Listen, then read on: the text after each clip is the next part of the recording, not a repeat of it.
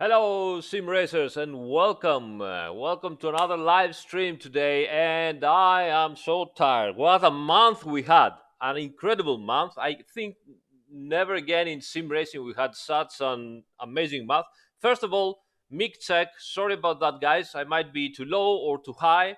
I don't know. Let me know on the chat because I had to use Skype so many times, and Skype usually gets my whole sound and mic volumes go up and down, and it's always a mess to fix her out. So let me know at the chat if you have any problems with the sound volume.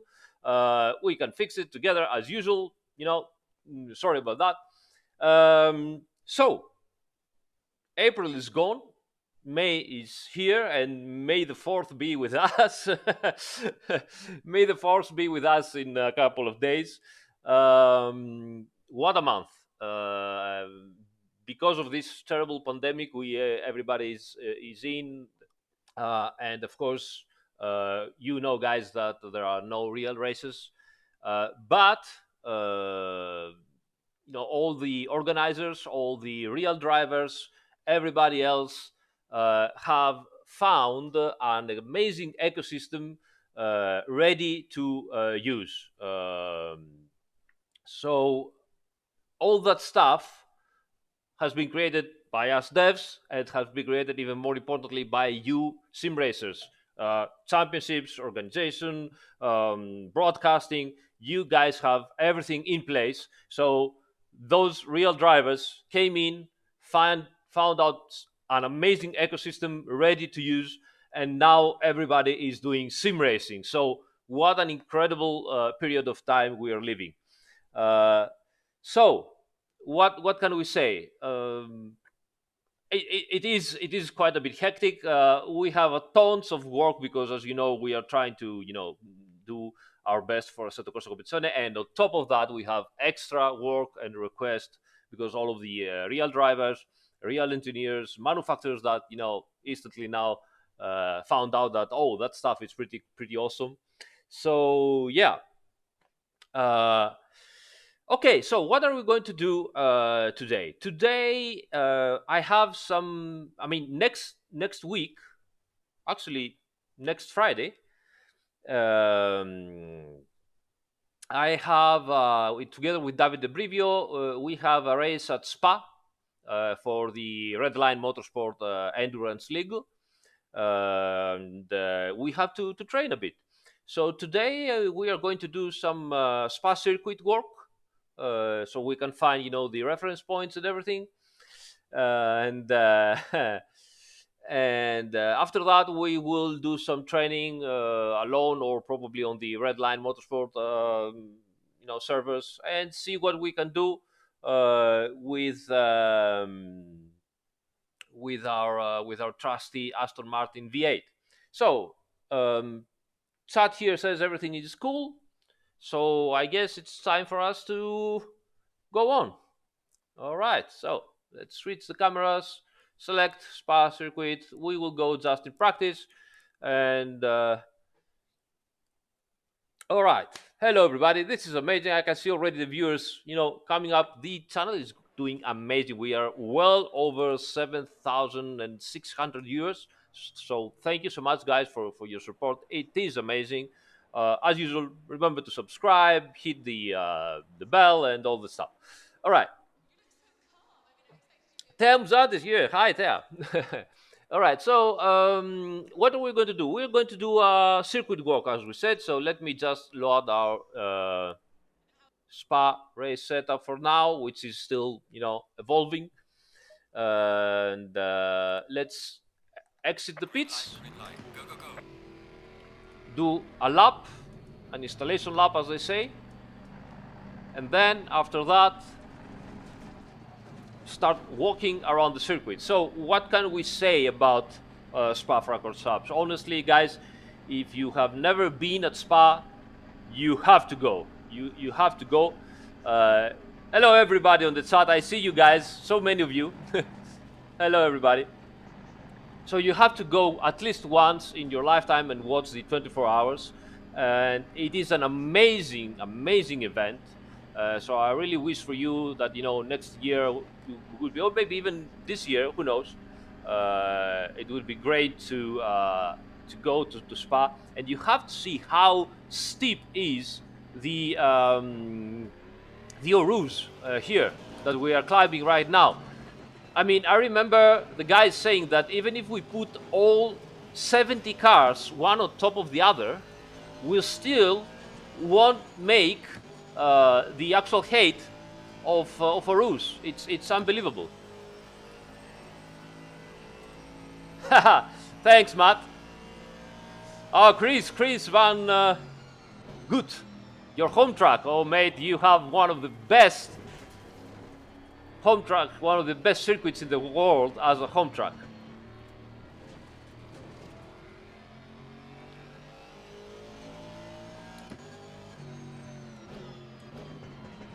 All right, so let's do this slow lap here. Uh, full lap because, as you know, there is a very, very long pit lane here at Spa.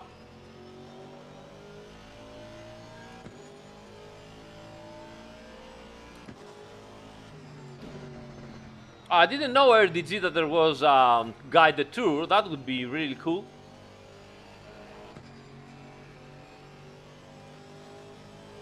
Ace Cole, why the Porsche is so slow at the straight? The car has no top speed because it doesn't have an actual, it doesn't have a big diffuser. So all the downforce it has to do is by the rear wing. Now, obviously, you could lower the rear wing and gain more top speed, but then you have no downforce. So you have to find the correct, compromise. It is what it is. It's a problem of the Porsche. Hey, ciao Mirko.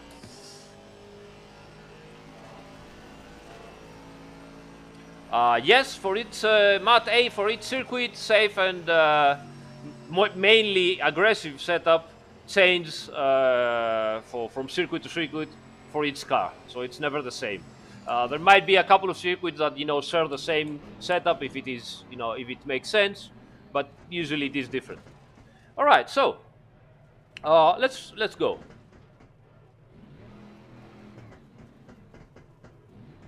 Tsubi says if he can ask me if we receive all the data from each car and BOP and any updates.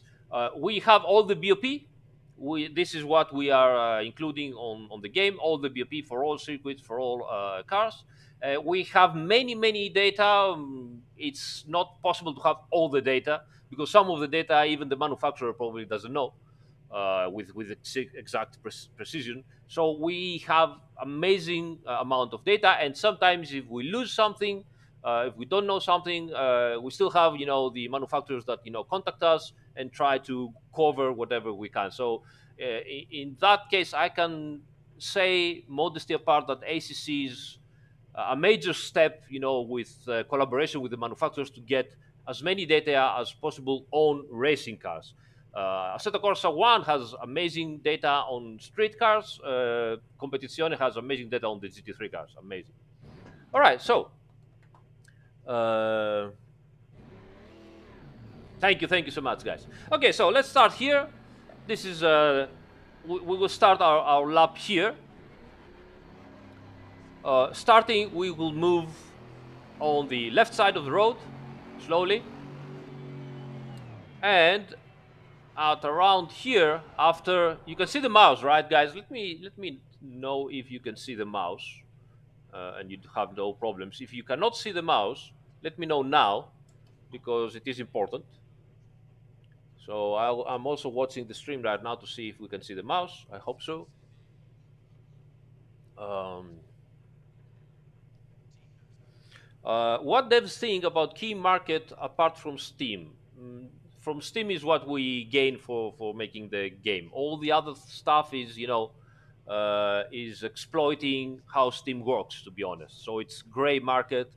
I would say I wouldn't recommend it if you want us to get the correct money. So I see that there is no mouse. So let me fix that. Display one, and now you should be able to see the mouse in a minute. So, um, So let's see this. Um, okay, we arrive at this breaking point, and the 100 meter is where you want to break. Now, depending on your FOV, on your car and all that stuff. I mean, what you can see outside the window. You usually want to start um, braking just when the 100 meter is inside here or appears on your side window. One of those. So as long as you lose the 100 meters or you see it appearing at at your side window, this is the correct place to start braking for T1 here. All right. So you brake as straight as possible, and you can see that this turn is really, really very particular. If you watch here, uh, the camber of the road is pretty much almost flat, and then it goes down to the apex. So you have to be very careful to not go too wide over here, because you are actually going to end up very wide in the turn, and you won't be able to close the turn and get the apex properly. Now, there are a couple of ways to make this turn. The one is, go over this curb and go as inside as possible and make the most wide line. So you go from the outside. Let me show you, like this. All right. Let me show you. All right. So you go from the wide like this here. You go inside here. Okay. Over the curb completely, which seems flat, and then outside again over here. The other way to make the turn, and I'll tell you why, is to not go totally inside this curb, but just place the inner wheels here on top of the curb without, taking the whole car inside. Now, why you want to do this? Now, if you see this curb, sorry about that, this curb seems flat, but in reality, it is a little bit bumpy. Okay, you can see the car here having issues with the bump. And you want to apply as much power as possible over the curb. This is where you apply the power for the exit. Now, if you apply the power and you are over the curb and you saw that the curb is bumpy, obviously you're gonna have traction control enabled, because the wheels are going to hop over the curb. So if you stay just a tiny bit here, like this. So let me show you again where we are. Okay, more or less here. Uh, you have better possibilities to apply all the power and not having the traction control, engage so much and influence that badly your acceleration. So you'll see many aliens, not going inside here, but staying just a tiny bit outside the curve. It's easier to say, it's easier to say, don't go over the curb, just stay a little bit wide, than to do, because when you are in the middle of the race and you are trying the best, it's very easy to turn a little bit more and go very very close to the wall here, and in your mind you think it's better, but in reality it pays to stay just a tiny bit wide. Okay, so uh, let's go ahead. Again, acceleration as wide as possible. Don't go extremely wide, because again, you're gonna have issues with traction control. As you can see here, there is a sausage, let's say. So it's better that you do not place, it's good to place your car here, but it's not so good to go completely outside like this and into the this green fake grass, plastic grass, because obviously here the grip is very low. So you're gonna have issues with traction. All right? Okay. So down we go. You have to change gear very fast over here, because it is quite a steep downhill. Up to fifth gear. Okay. Now, this is very, very important. You have to stay as wide as possible here on the right, and then cut and go completely over the curb over here. and try to stay as straight with your steering wheel as possible. Now, you have a couple of possibilities here depending on your car. Some cars like the Aston that they don't have enough, acceleration because they're a little bit low on torque and power. Uh, if you are good enough and your setup is good enough, then um, you can do, the uphill flat out without raising anything. But to do it flat out, you have to turn a lot, and turning a lot scrubs speed. Now, it is important to manage uh, to be here like this, okay?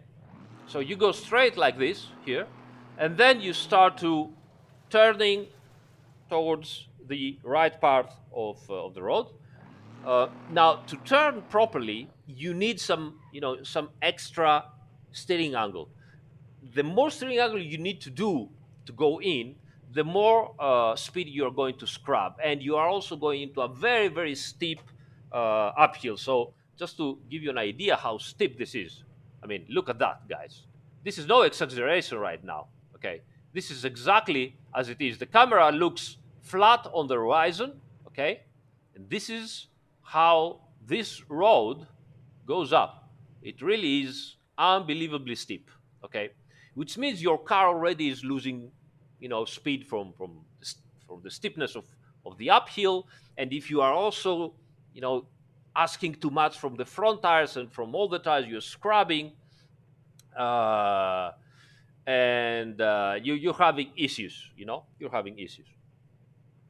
So what to do?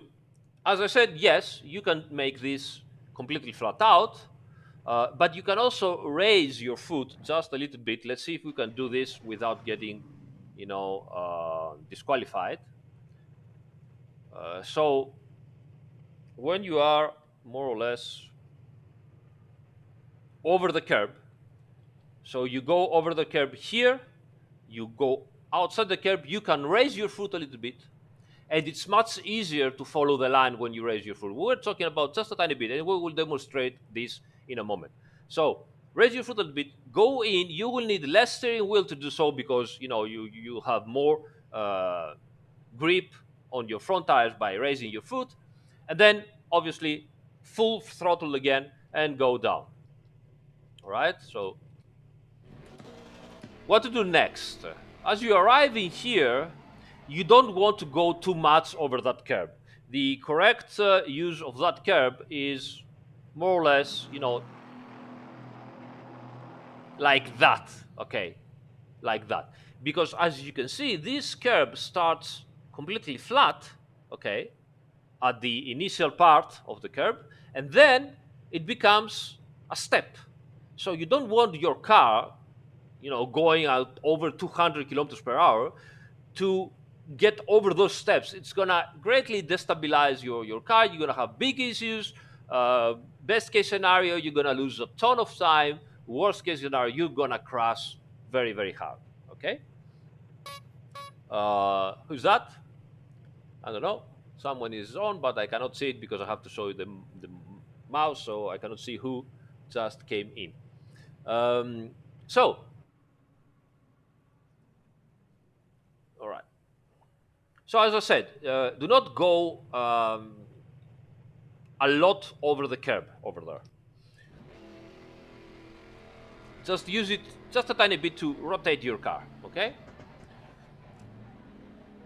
Afterwards, this is also very tricky. Now, you are at the top of the crest. At the top of the crest, you have over 200 kilometers per hour, 220 kilometers per hour, if everything is correct, 230 kilometers per hour, and your car starts to jump, actually. So if you go over this curb here, which looks innocent, right? In reality, it's not so innocent, okay? And you can see that this curb will make your car actually jump a little bit, okay? And those white parts here, again, they are not flat. They have, as you can see, a tiny step. This is correctly modeled. This is how how those white lines are in reality. So you don't want really to jump over here with the car still turning a lot, trying to correct some bad line. You want to go over here with minimum steering, steering wheel angle. You want to have the car stable. You don't want to do, you don't want to force the car to do movements, because over here, if you try too hard, you're gonna again lose traction from the rear, because you are, jumping practically. And it's going to be very, very hard to control, because again, as I said, over here, and you can see the car, jump going up here, and you see when I will go down how the car changes, like this, you see. So you don't want going down from here to have the rear end um, dancing around, because the speed is way too high. You're gonna have lots of aero problems and stability problems like this. So just take it as smooth as possible. Exit here again as smooth as possible. Again, I remind you that the AstroTurf here, the fake grass, okay, has much, much less grip than proper asphalt. All right. So you want to arrive. What you want to do is, arrive here with the car almost already straight.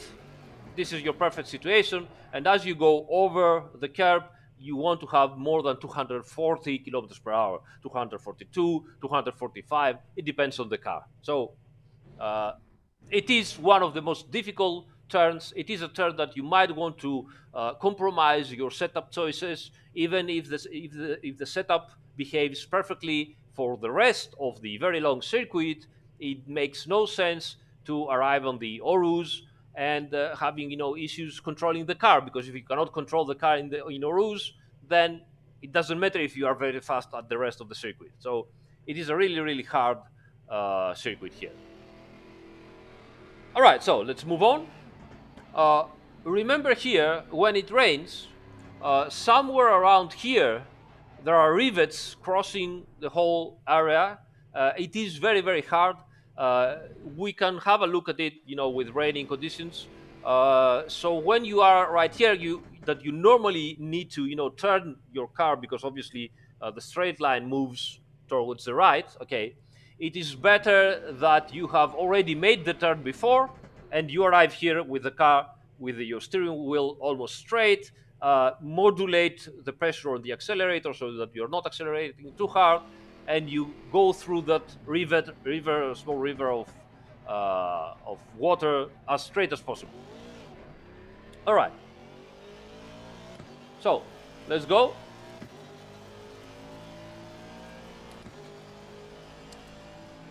Right now, we are approaching next turn. This is very easy. You have the 100-meter sign here, but even more importantly, you have the start of the curb, the outside curb right here. This is your braking, reference point.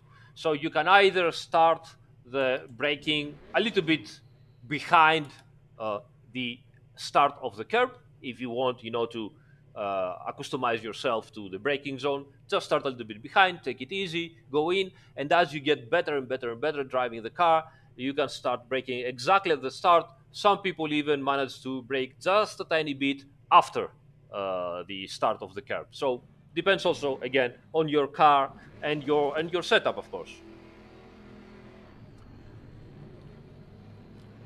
So brake again as straight as possible. Start going inside, and you want to position your car like that. You want to jump over this curb. You want to go up to the curb. But as you break down from sixth or fifth gear, depending on the car, um, you go down to third gear. All right. This is what I do usually, with this car at least. Now you want to go up like this into the green, and you want to position your car like that. But this must not be you shouldn't jump over this curb, the inner curb. You should go up and stay up there. Okay, so you go up and stay up like this for the whole turn. Okay, and while you're about to go down, then is when you gear down, one gear change down, a downshift to second gear for the next turn. Do not, usually I don't go down to second gear before this curb because it tends to, turn in the car way too much, unbalance my rear. So I go in third gear, up the curb, as soon as have the car a little bit stabilized, down a gear again, down the curb, second gear here like this, and then you go to the next curb. Now, to the next gear curb,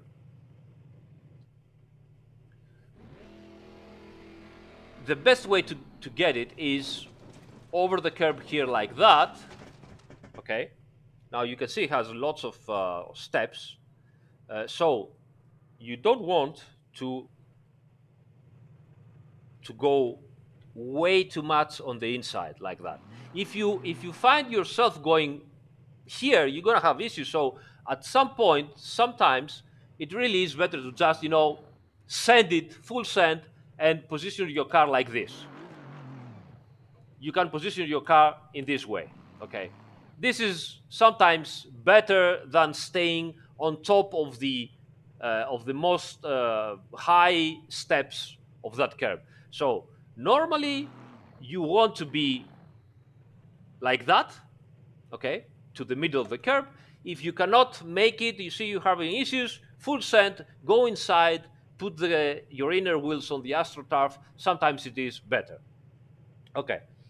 Uh, Now, how to exit this turn? Many people go as outside as possible, and I do not recommend this. I recommend to at the exit to try to stay here, sacrifice a little bit the exit of that turn, stay around here. You see, so I'm almost in the middle of the road, but not exactly. I'm in the right hand of the middle of the road. Okay, in the right hand of the middle of the road. Why is that? Because I want to have enough space to position myself again at as left as possible to get the next turn. Because the next turn has a downhill straight, and it's good to have as good exit as possible. So we sacrifice a little bit the middle turn of these three turns chicane, let's say, fast chicane. So good inner speed, sacrifice the second at the exit, okay, and then as good mid-turn speed and exit for the last third turn. For the last turn, it is very easy, and I'm doing it lots of times, to go up again here and think you're doing it correctly. But in reality, the best way to do this turn, again, once more, is to not go completely up, but stay like this. This curve right here is not, uh, it has no steps, so it's very flat. But it is better if you don't go over the green. So stay right here. It will help your car turn, and then going down the curb, it will not upset the car too much, and it will give you good traction, and it won't make the your traction control engage and slow you down. All right. So let's go. Let's move forward. At the exit of this turn, you can go outside as almost as much as you can. Remember, again, AstroTurf means low grip, so don't overdo it. If you go that wide, you have to be already straight. Otherwise, if you arrive that wide and you are like this is going to be a disaster. Okay, so you have to be straight. Down the curb, and now it's very interesting. So uh, let me know at the chat if everything is good until now. If you get everything, if I let something that you would like to understand. All right. Nobel, Nobel, Hamid. Yeah, I'm Greek. I'm Greek. Okay. Yeah. Hey, who doesn't love gyros? Okay, so let's move on. Let's move on.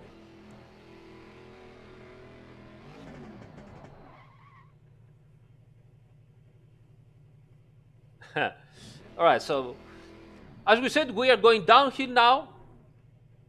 And again, the start of this outside uh, curb is where you want to start braking. All right. Now, the braking zone for the next turn is particular. Um, Sim Racing Kick says, "How can I be so fast moving the free camera with F7?" You see this now little scroll wheel in the middle of your mouse. When you are moving, you scroll forward and your movement becomes faster. When you scroll backwards, your movement becomes slower. So, but you have to be moving in the meantime. So with the arrow keys, you move forward and you scroll forward and you go faster. All right. Um, oh yeah, the the Porson Lua fuel is always a nightmare. Uh, Last turn, I didn't mention a breaking point or lift. Yes, you have to do a lift or a breaking point. We will do this next lap. Okay, Malaka for a scan. Come on, man. Uh, all right. Yeah, don't forget to like the stream. So, as we said, you start braking at the start of the outside curb, okay? But then is where the magic happens, okay? Because normally what you should do is break down as straight as possible and then go inside the turn. Don't do this for this turn. It's a very particular turn. Again, very very particular camber of the road, courtesy of laser scanning. And as in real life,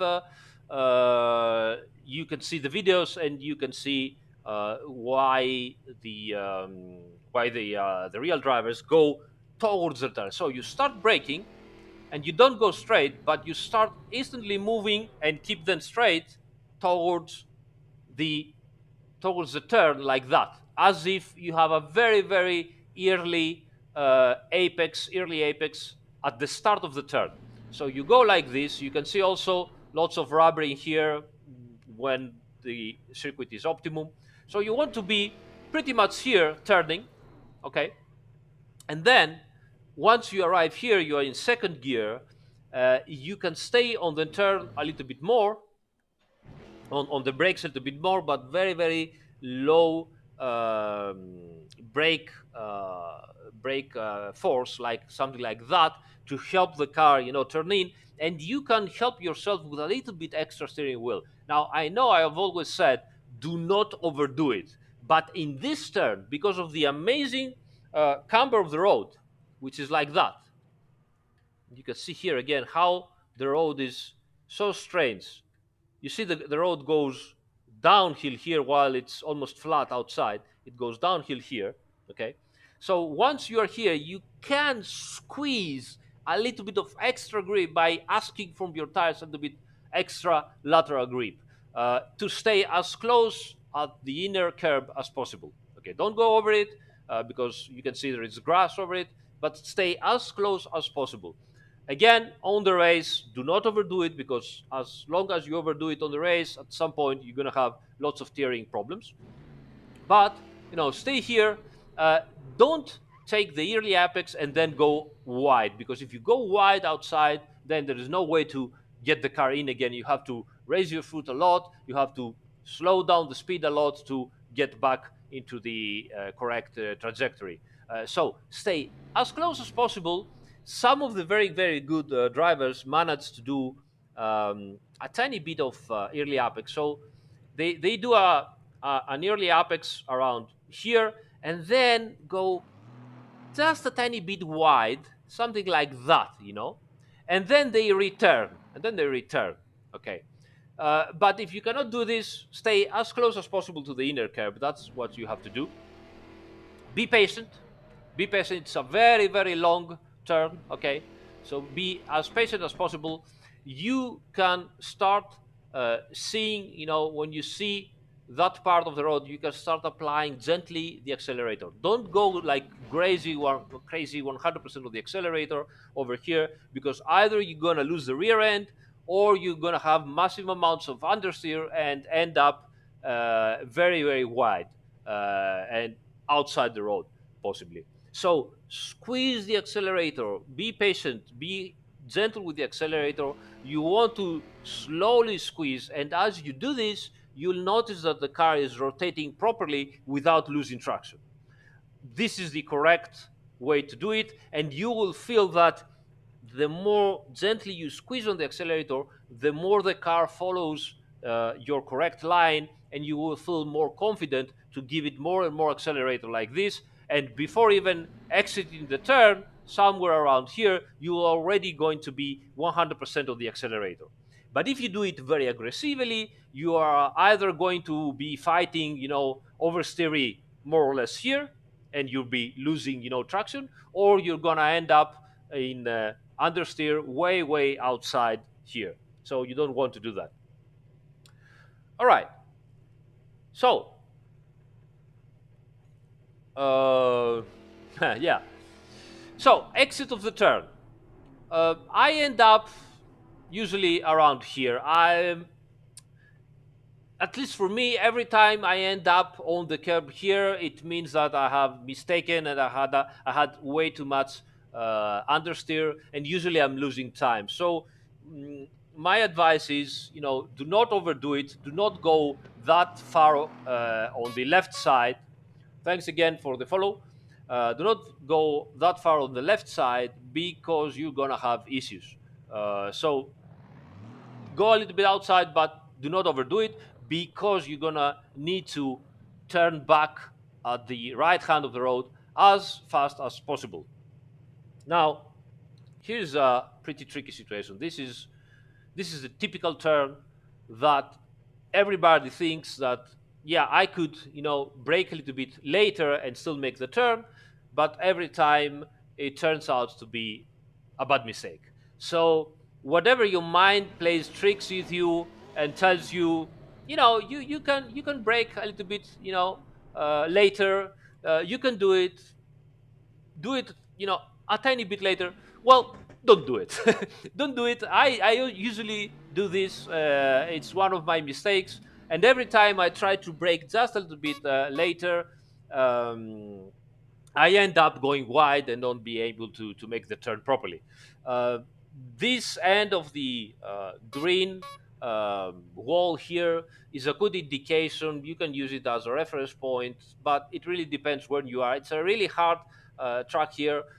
It's difficult to find any reference points, so it needs some practice. If you guys have a better solution on the chat, please let me know. Please let know also the other guys, and it is a really, really hard turn. So again, braking straight, third gear, go in, and again once more.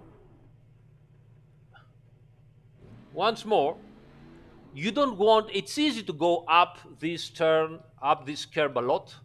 It's very easy to go up this curb like this, but in reality, you want to be subtle. You want to be again somewhere around here, because going way too much up there, it's going to make your car jump a little bit, and you're gonna lose a tiny bit of time. It's better if you just uh, lick the curb, as we say. Just go up the curb, but not too much.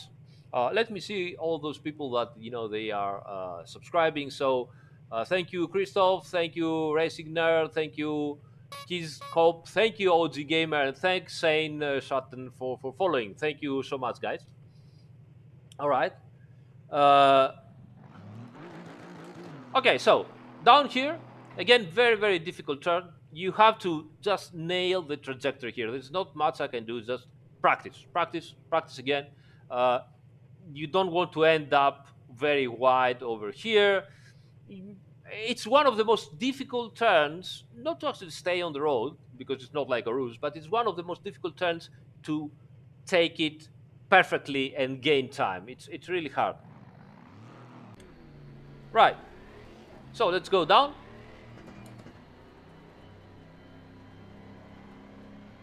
Again, downhill, and we approach one of the fastest turns in fourth gear. So this is your first indication. This uh, orange door of the fence, opening of the fence. Thanks, Predator 458. So this orange to red, orangish door on the fence is your first indicator that after that you have to take care where to stop. Usually I start braking uh, after this, way after this, but before the next one. So you can see as we go forward here, there is another one. Okay, so somewhere around here, I will tap the brakes, as we say, and try to slow the speed. Some people are brave enough, good enough, set up enough, whatever enough, and they brake right on this second opening. I can't. I can't. And sometimes when I'm doing this, um, sometimes I can make the turn. Most of the times I just end up wide. I'm just not good enough to do it over here. So before this, after the first one, and before this. Thank you so much, guys. Thank you, Danny F88, and thank you, Kiryu Henki, for the follow. So I will just brake just before this opening, fourth gear, okay, and try to get off the brakes soon enough, or stay very very slightly on the brakes. The it is very very important to go inside the turn and have some rotation to the car, not too much, not too much, because it's a very fast bend, and too much rotation will unbalance the car. You're going to have big issues controlling. But it is good to not have understeer right here, because you're going to end up very wide. You want to be in a situation that uh, more or less here, when you see the green path of the curb, or when the billboard here is close to going away, you want to be already on the accelerator. You want to accelerate. Thanks, Ilupi, and thanks, Mephisto, for the follow. So you want to accelerate like that, and you want to be in fourth gear accelerating.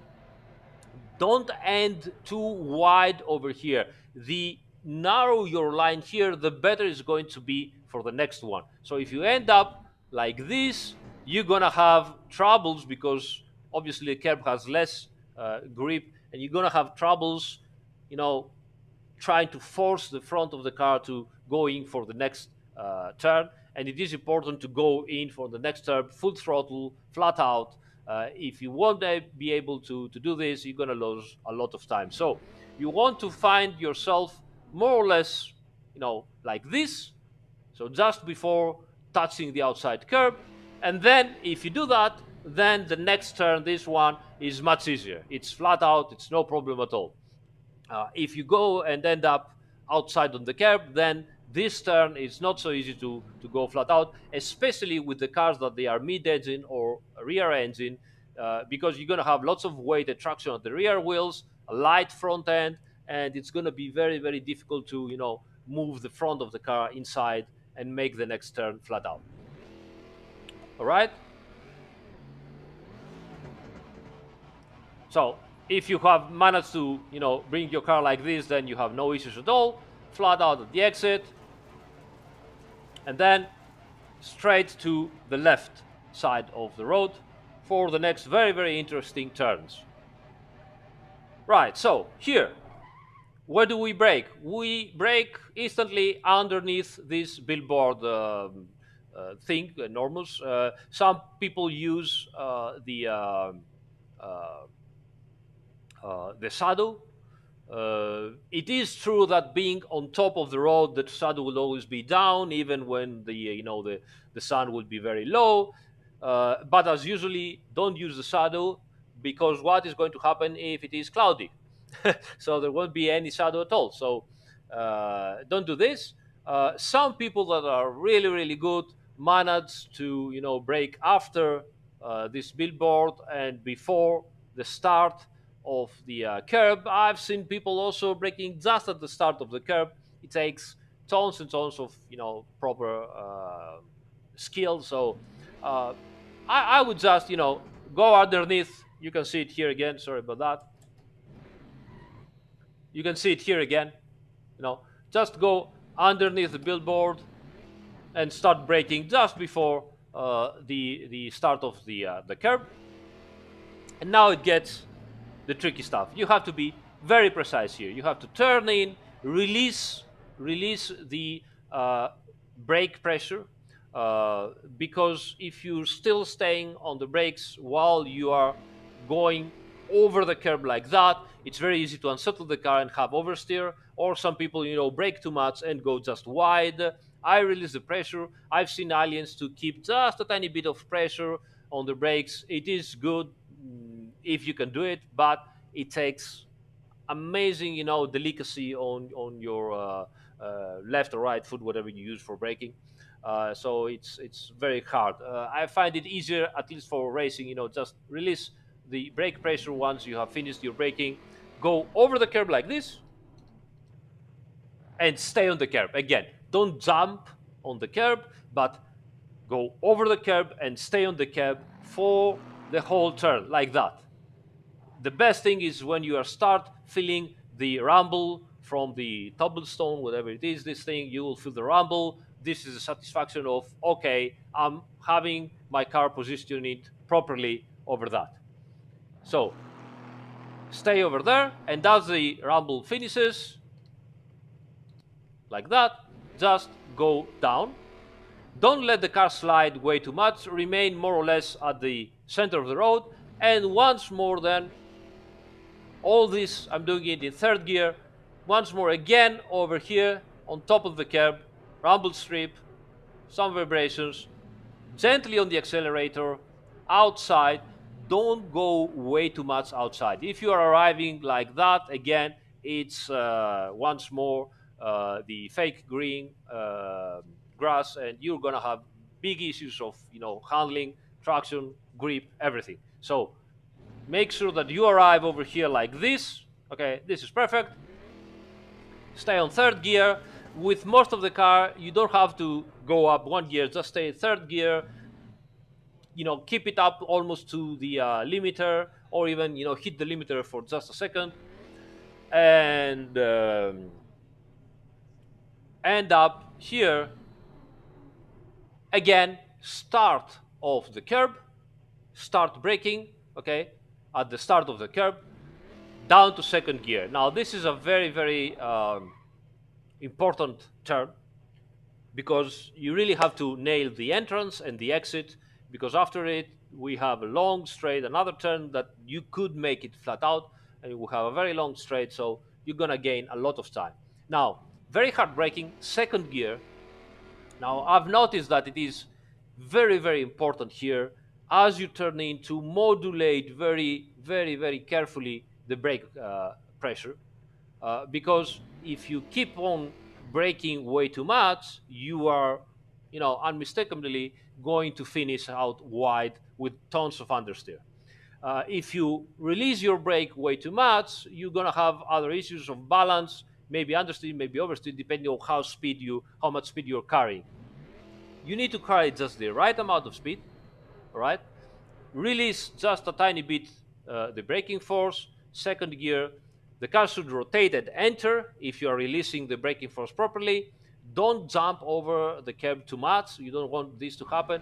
And go on the accelerator as soon as possible, making sure that you don't end up too wide at the exit. So the more you can rotate the car before, and the sooner you go on the accelerator, you're gonna end up accelerating here much sooner and much better. And now you are approaching this very, very strange bend. Now this is all about the line. If you make it properly, if the line is correct, you gonna, and your setup helps you, of course, and your tires and everything, you can do this turn flat out. But even if you cannot take it flat out, there is still a tiny little bit of trick you can do, and gives you some extra speed, instead of, oh, I'm ending up wide, what I have to do, just raise your foot and wait. So, well, first of all, the line has to be one that brings the car over here, again, touching the curb. Not too much over the curb, not down under the curb, just touching the curb the correct amount. If you touch the curb here in a position like this, okay, the car will raise the front end up and will raise the rear end, and it will get a kind of torque vectoring, because the outside uh, rear wheel is going to push the car and will going to rotate it properly, and that will help you get out flat out. Now, this doesn't happen always, unfortunately, except if you're an alien. So, what to do if whatever you have done here is correct, but again, you end up like this and you see that you're going to end up wide? So, here's what to do. Instead of raising your foot from the accelerator and waiting that the front end is going to bite and then go in, you can telegraph with your accelerator, right? You can telegraph with it. So you are like here, flat out like this, okay? And you see that you're not gonna make it. Instead of raising and waiting and then going back again, do this. You just pop, and then if you need a second one, but very fast. So pop, pop, that's it. That's all you need to do. You won't notice while doing it the car changing direction, but you keep on turning like this. Do a couple of telegraph movements with your accelerator. Usually, just one is all that you need, and just keep on accelerating instantly. Uh, Instantly, you won't feel any rotation, but just after a fraction of a second, you're gonna see the car rotating. This is gonna be really interesting to watch. So we will see that in a minute, while we're trying to do some fast laps. So again, when you are on the apex, do it before the apex, on the apex, or just after the apex, but you still have to do it on the apex. So you still have to understand if you're going to make it or not. If you're trying to do this at the exit, then it's no use. But if you're on the apex, on the curb, and you see that my line is not correctly, don't raise your foot and wait. Do the telegraph. So full throttle like that, up, down. That's it. Up, down. Very, very fast. And don't do anything else with your turn, with your steering wheel. Just keep on doing what you're doing. All right. So let's move forward. Guys, you are 420. Thank you so much for your support. Really love that, we can support each other and we can do that stuff. I hope it's good for you and you are finding things that you can make you better. Again, most of the aliens will look at this and will say, well, that is completely useless. I don't need this. But aliens already fast. We don't have to help them. We have to help ourselves to get fast and closer to the aliens. All right. So hi, Frederick. All right, so let's go. Let's move forward. Shanti says, "Why does the car turn more with telegraphing?" Well, here's what happens, my friend. So you are turning, right? So we are going to turn on the next turn like that, on towards left. You are turning, and when you are telegraphing, what you're doing is instantly you move some weight at the front. All right. Now that doesn't mean that necessarily that your front tires we're gonna use that load to turn more. Okay, they will, but not that much. They don't have enough time to move properly. But when you are going back to the accelerator again, in the meantime, your rear end is lighter because you have just raised your foot from the accelerator, so all the load has gone to the forward. All the load, enough load has gone forwards, and your rear end is lighter right now. And then you go hard again on the accelerator, very hard. You're not, going gently on the accelerator, but you're going hard. So by going hard, and your rear end is lighter, you are going to provoke a tiny bit of, uh, slippage to the rear tires, because the whole power will go into the rear tires again, and they are going to be a bit lighter. So that tiny slippage, it's gonna take some of the traction and of the lateral grip that the rear has, and it's going to start to rotate the car. The rotation is not something extremely evident, but it is just enough what you need to induce some rotation to the car and make turn make the turn properly at the end, because we are talking about small details here, not, oh yes, I need the car to go completely drift wide. uh, Actually, this is something also that they use while drifting. When the drifters feel that the car is, you're drifting like this, okay, and you feel that the rear tires are just about to gain traction, which means that the drift is going to end, because they will push you forward. So what they do, they start going on the accelerator like boom boom boom, like that, very hard and very fast, because they move the weight, the load forward. The rear end gets lighter, and then back on the accelerator very violently, and the rear tires start to spin again. So that's why you do it. All right, um, so next turn, you should be able to make it flat. You can go a little bit on the outside, like I did here. Okay. Remember again, the green um, paint part of the asphalt is much slippier. It's slidey. You're going to slide. So remember this, and remember this why? Because you don't want to go into the turn at the correct position, but just a tiny bit before that. You want to anticipate, because when you're going to turn, you're going to have instantly some understeer because of the slippery painted surface of the asphalt. So you want to anticipate just a tiny bit like this, okay, and then slowly you're gonna end up into the rubber place of the asphalt. You're gonna have enough grip. Uh, the best way is just to touch the inside curb like this, and obviously don't turn too much here, because you don't wanna scrub lots of speed. Uh, Also, the best way is, do not stay on the outside curb too much. Now, this outside curb has some vibrations, and you can feel it also on the wheel, because there are not actually steps, but you can see here there are these things. There are very very smooth steps. Okay. Now those very smooth steps are going. You are traveling at 250 kilometers per hour, 255 kilometers per hour, right?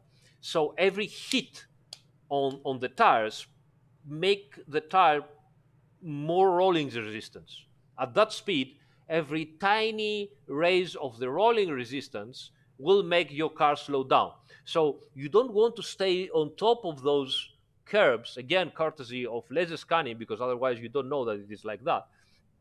You don't want to stay over this curb a lot, uh, because if you do so, this kind of curb, it's going to scrub you 1 or 2 kilometers per hour, and at that high speed you really want as much keeping your top speed as possible. So don't go over here way too much. It's even better if you just go over here and then as fast as possible, or just a little bit and then go out again. All right, because otherwise you're gonna, sometimes you cannot, obviously, um, you cannot avoid it, but just know that this is what happens. Also, if you cannot avoid it, it's better to stay on the curb with your steering wheel straight and not try to do strange things, because you, as I said, you're going 250 kilometers per hour. Let me show you again what that means. We've talked about that in a different walkthrough, and uh, uh, I won't say it. I won't say it. I won't say it. We just got disqualified for going backwards. Okay, that's good. All right. So let me see if I can restart everything. Of course I can. Setup again. Load the setup. All right. So let's go here and start again. Ah, no, I'm completely disqualified. So you know what I'm gonna do? I'm gonna go out, get into the hot stint, because in that way I can start, before. So let's go into the hot stint like this, start again, and that should fix it. properly. All right, this session is about consistency. Try to be All fast, right. but don't push it over the limit. You're laughing, guys. All right. Okay. So let's leave the car there for a moment. Go outside. Sorry. So as I said, all right, around here. Whoops. Need to be a little bit slower. Okay. Yeah, that's better. So as I said here, you are going to arrive into this curb at over 250 kilometers per hour. Uh, the curb has those gentle steps. It has this metal strip here, and it has the fake grass here. So all of that stuff is slippery, more slippery, death, because you are arriving at 250. So if you are arriving here like this, okay, and you're trying to control the car, as soon as you get over here, you're gonna have problems. Here you're gonna have even more problems, and here you're gonna die. So if you can avoid it to gain some speed, that's good. If you cannot avoid it, make your steering wheel angle proper. Just go over it, make your car go over it straight, and don't think a lot about it. You're racing, just try to maintain your car safe. So do not overdo it. All right? Okay.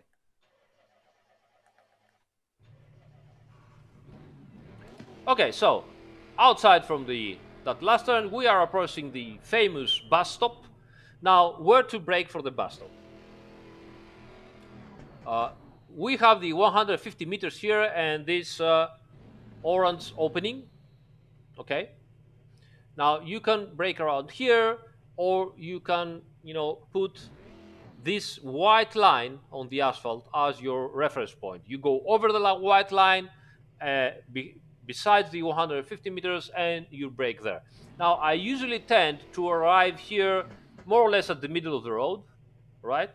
More or less at the middle of the road. And you start, braking, as we said, after the white line on the asphalt.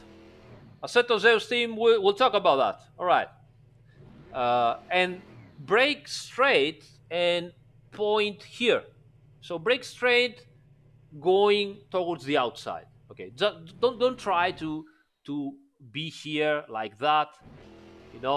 Make sudden moves to be here like that. Doesn't really. It's not necessary. Brake at the middle of the road, but brake in a straight line that slowly moves you around here. So at the end of the braking, you end up as wide as possible, like this. Okay? So first gear down into the curb. Not much to talk about that. It's a very slow curve. Modulate properly. Go up here as much as you can. Don't go over the sausage. So you want to end up with your. You want to end up over the. Oops, it's so fast. Okay, okay. So you want to end up over the steps. Doesn't matter, because right here we are just trying to slow down the car, arriving from a very, very fast straight turns, everything. We are very fast, so just over here, but don't go over the big sausage, because this is going to unsettle a lot your car. Just go over the steps like this. Try to stay again more or less at the middle of the road.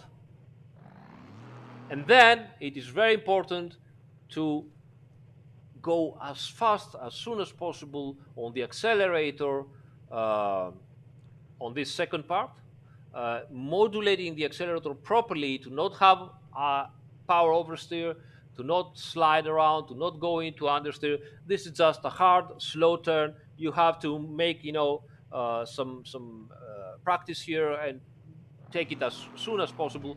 But you have to be, accelerating slightly, gently before the apex, and then you have to be over here like this and already instantly accelerating.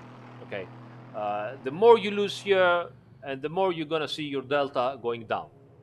And that, my friends, is a full circuit walk at Spa. So, what are we going to do here now? Now, I would like to practice a little bit and see what we can do. I don't know, guys, if you. Uh, yes, Tortellini, you're right. So Tortellini says if you're breaking the middle, you can break a little bit later. That is, guys, telling you how aliens think about it. Now, Tortellini is a very very fast driver, very very fast driver, and what he just tell you, he told you that around here. Let me show you this. Okay, and this is the amount of attention to detail you guys need to learn and work on it, because this is what gives the aliens tenths of a second at every turn, and you know that tenths of a second at every turn translate in seconds at the end of the lap. So um, Tortellini says, if you're not going to break, here, but you're going to break here, okay, at the middle of the road, like this, okay, and you're going to do, instead of doing this line, okay, let me draw on top. Let's see if I can draw this. Let's see if this thing works properly. So, all we're gonna do, okay, so instead of doing this line here, wow, technology. So instead of doing this line, okay, which is the shortest one, you are required to do this line. Oops. Okay. Come on. Oh, come on. Give me a second, guys. I will nail it. But it is important to understand this. So again, let's go here. Okay. Okay, let's do this properly. Okay. So instead of doing this line, okay, more or less, uh, you are going to do this line, okay? But imagine that those are straight lines. Now, this line, the second one we did, is longer than the other one. So it means that if you're going to do a longer line, you can break later. So you can, instead of breaking, so if you do this line, you should break around here, let's say, okay? You should start breaking here. With this line, you can break here. You say, what is Aris? This is 1 meter, 2 meters, 5 meters, whatever. It is tenth of a second. A tenth of a second here, a tenth of a second there. This circuit has 20 turns. You're gonna gain 2 or 3 seconds. So, okay. So this is how aliens think about stuff while driving. All right, and you should start thinking in the same way. In the same way, where can I gain a little bit extra? All right. So this is how you should think. You should think about things when driving, and this is why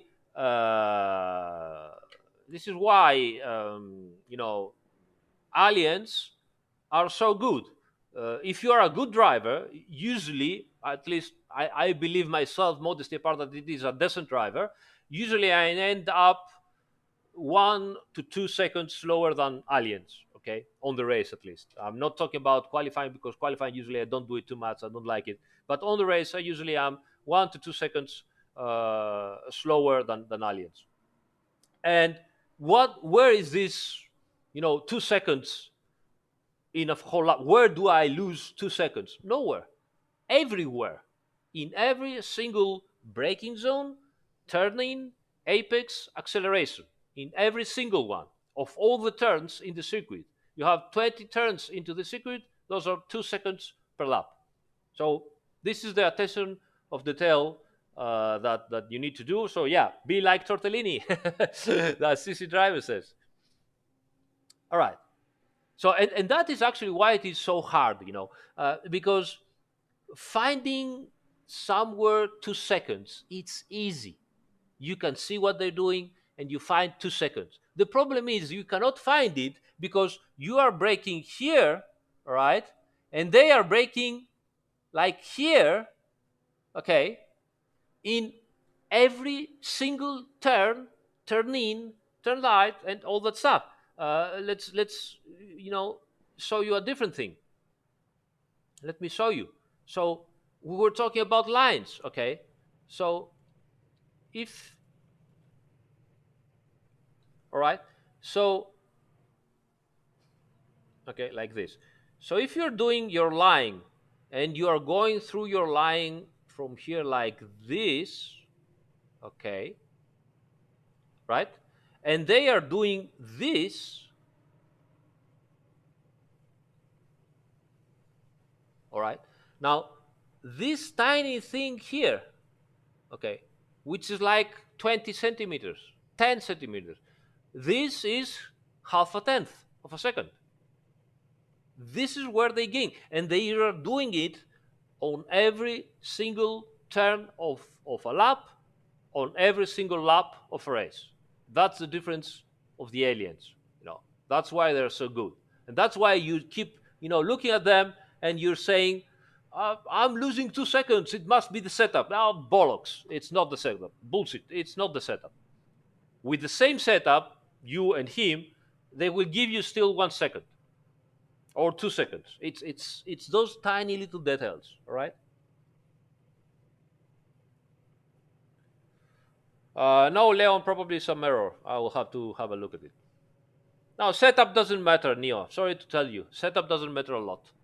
The I mean, all the aliens with the aggressive setup can make almost, except something that for a setup is different, but they can do like half a second or 8/10 of a second lap times from their own setup. So don't believe the hype, as they say.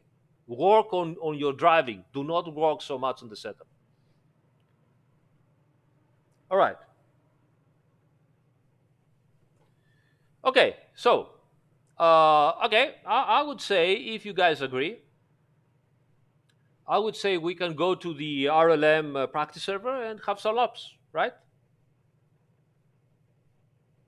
Okay, in cats, you can you can believe that the setup is going to make the car faster, but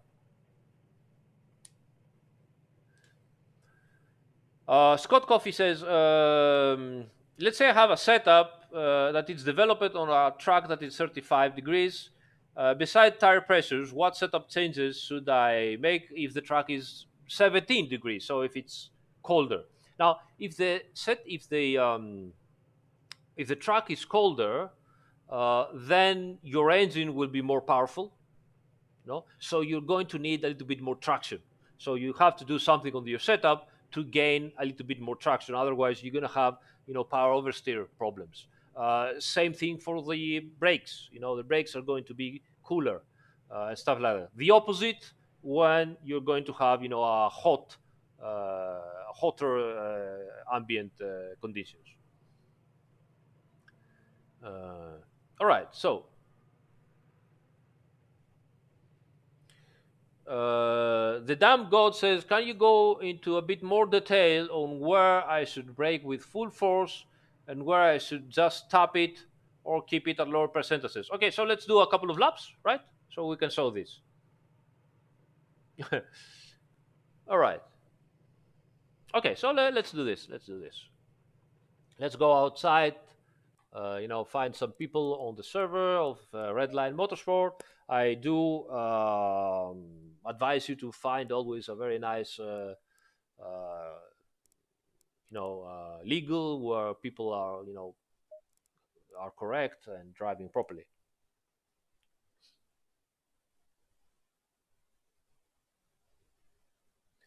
Bu- bu- bu- bu- bu.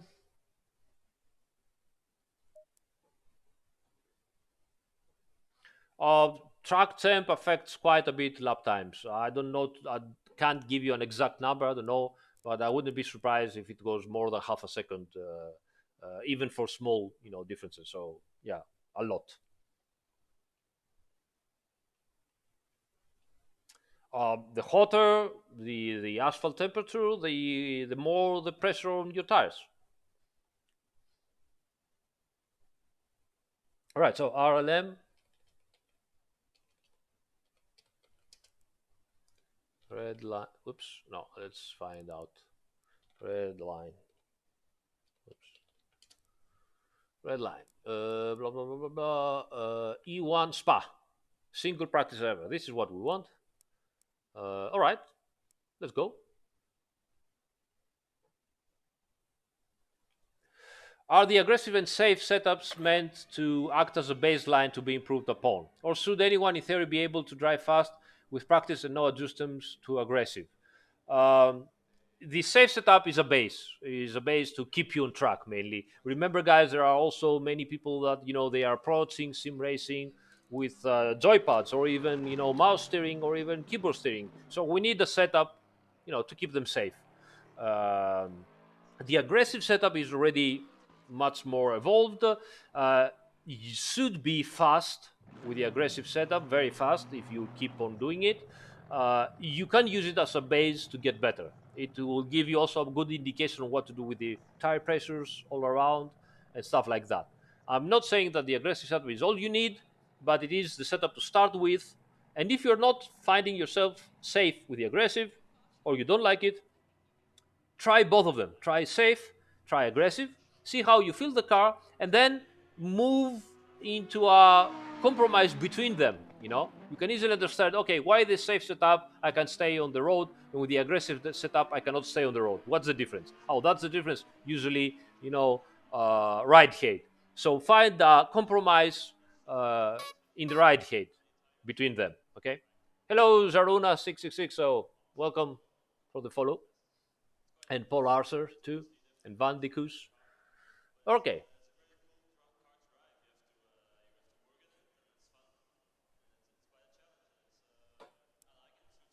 Now it's between the safe and the aggressive. There are more than a few tenths because, as we said, the safe is made in a way to keep people, safe. So, all right. So let's get our setup. Let's do some laps. Let's get some rhythm. Okay, and see what we can do. Let's go. Long, very very long, very very long pit lane. Long pit lane.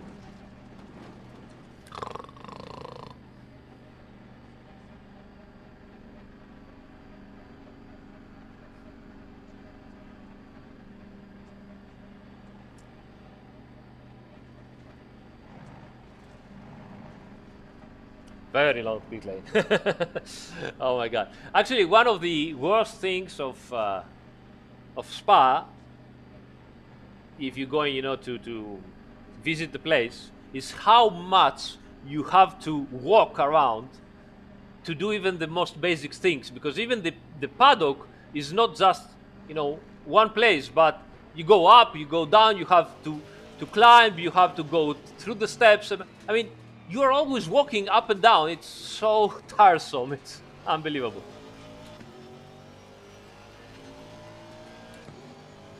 All right, let's go.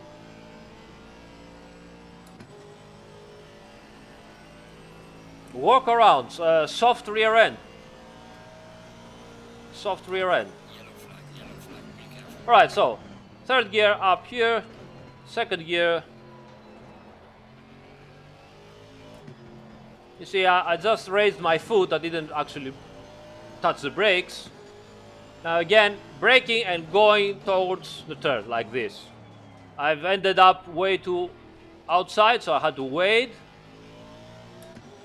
Third gear, and again, I just, started my braking way too late.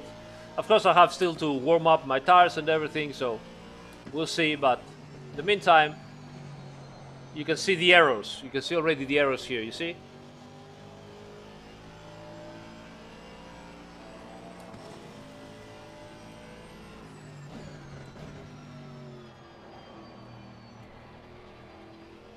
Also, I'm keep reading the chat right now, so obviously that won't work. Whoa, oversteer. You see, as we said, the circuit is a little bit cold right now. 90 degrees, ambient 25 on the asphalt, cold conditions, and 5 kilometers wind. So we'll have to see what is happening with the wind here.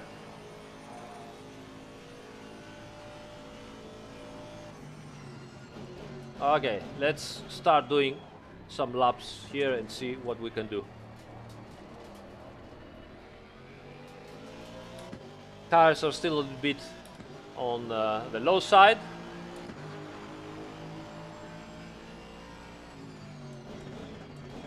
Remember here, don't go over the curb too much. Missing some traction over here.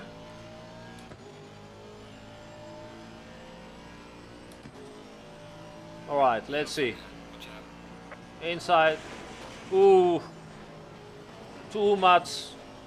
I've really hit the ground way too much there. Not good. I will have to raise, the car probably.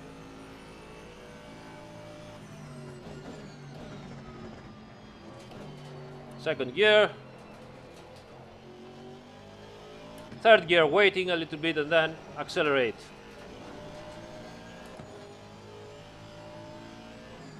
Second gear inside here. Gently on the accelerator. Having some traction issues. You see I'm going over the curb way too much as usual. One of my errors over there.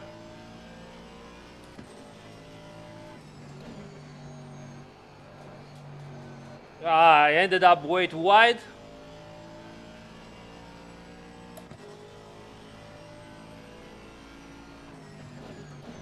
Third gear here. I didn't manage to put the car on top of the curb again, second time. So I have to improve my lines. Second gear, modulate, go up and as fast as possible the accelerator. Lots of power oversteer. Flat out here. You saw that I managed to make the correct entry.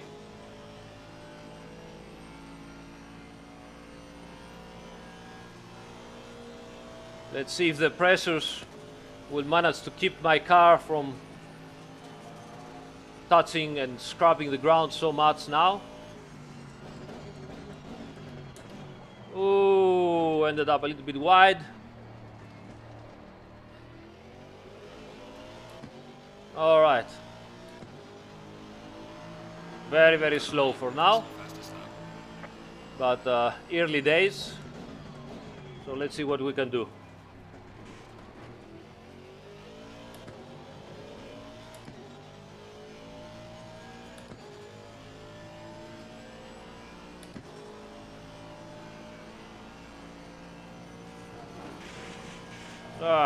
A little bit better.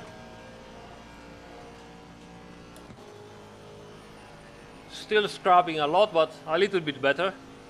You see how the delta is almost a second gain.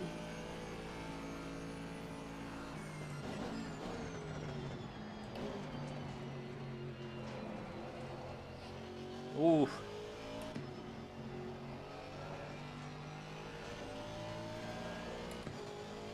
Still not good. Not good at all. The exit was good.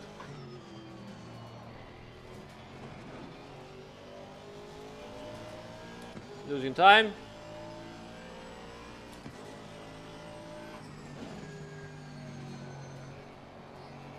A tiny bit better here. Thanks, Lawrence, for the follow.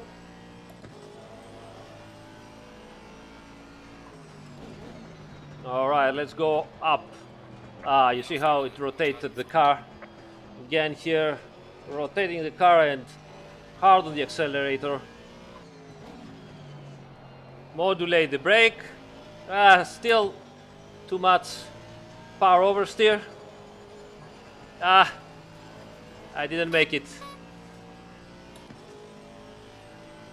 I didn't make it, so that lap won't count.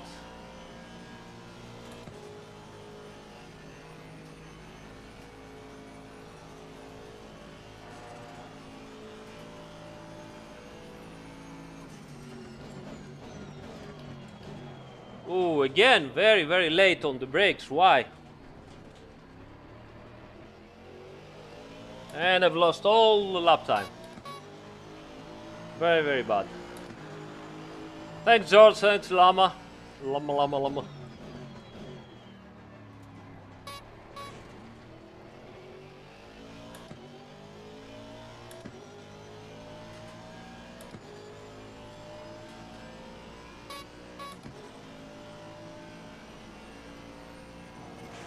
Oh, completely bad here. I just went over the curve way too much. That's okay. We're still, we're still working on it now. That's practice.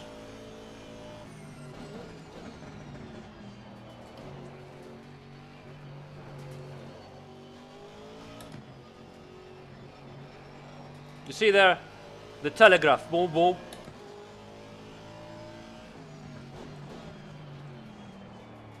That goes better for me now here. Gently. Not so good.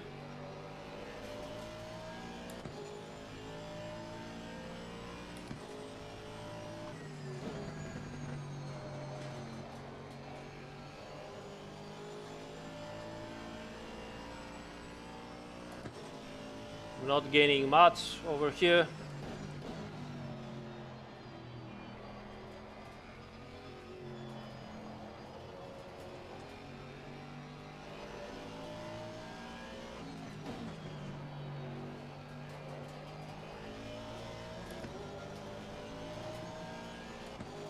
All right.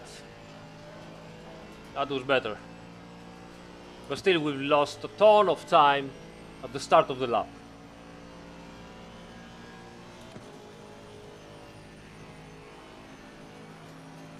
Anticipate slightly. Let's see if we can brake correctly. Still not.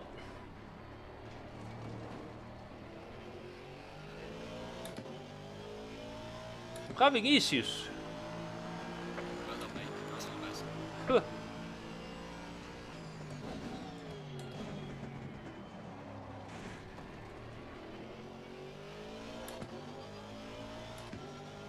I'm a little bit slow today.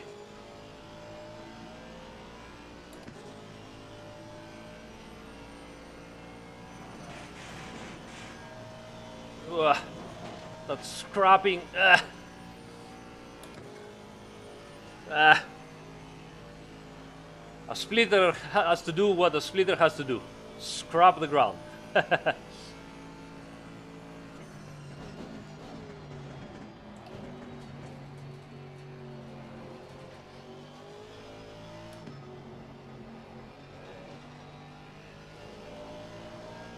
That looks better here. Terrible, terrible.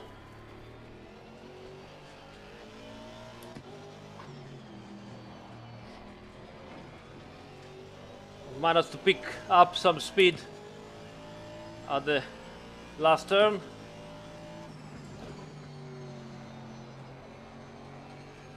That was better.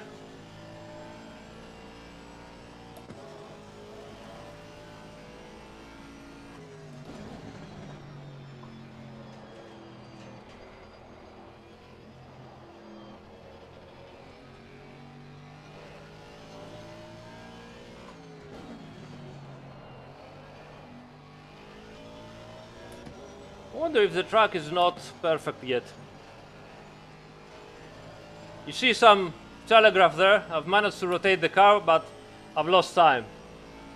Not too much, but I've lost time.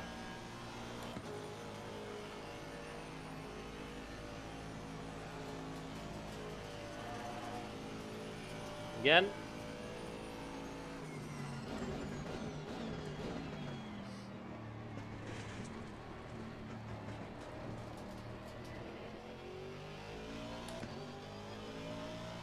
I'm slow. I'm very slow.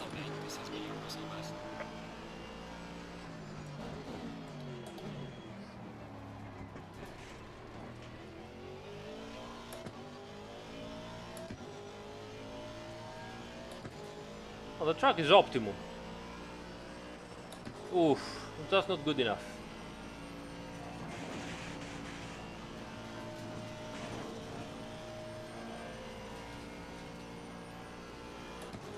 Uh,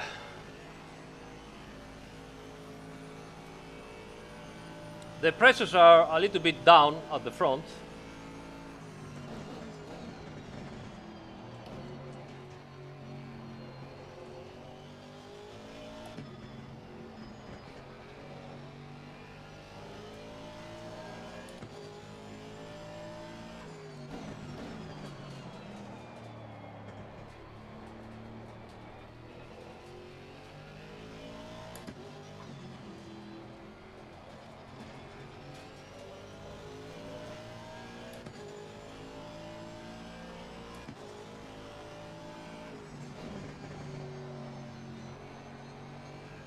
That goes a little bit better here. Yeah, you can see the delta gaining just a tiny bit.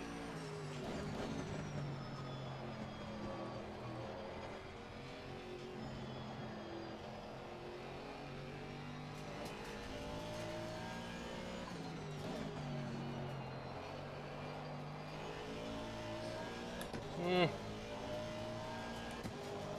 Mm. Okay.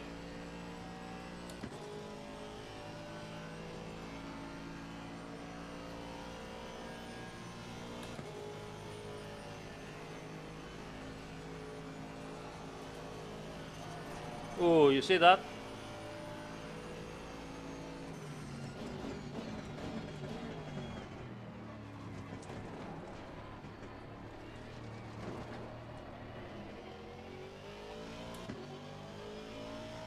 Just too slow today.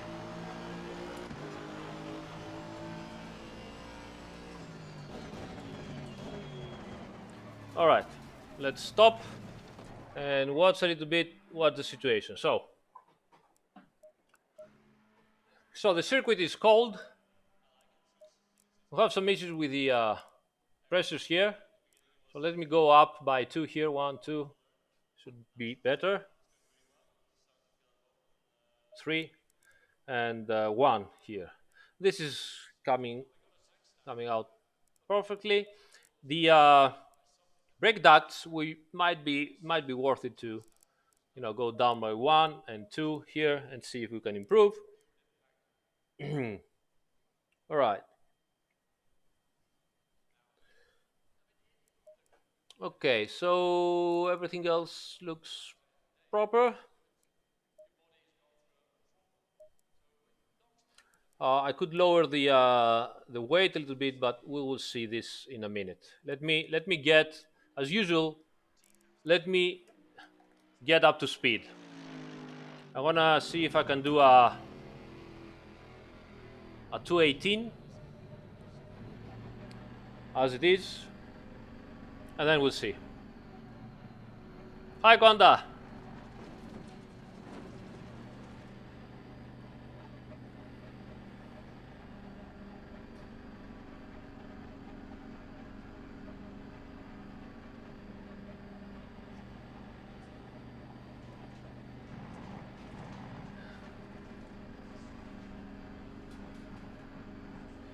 Yeah, Chris, I will probably have to, raise the front right head because we are touching way too much and we are already at 60 liters. So who knows what is going to happen when we are going to have, full race fuel. So yeah, we're going to have to work with that.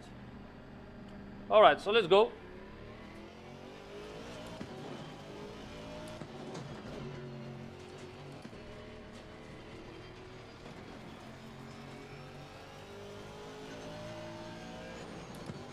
Yellow flag in sector 2.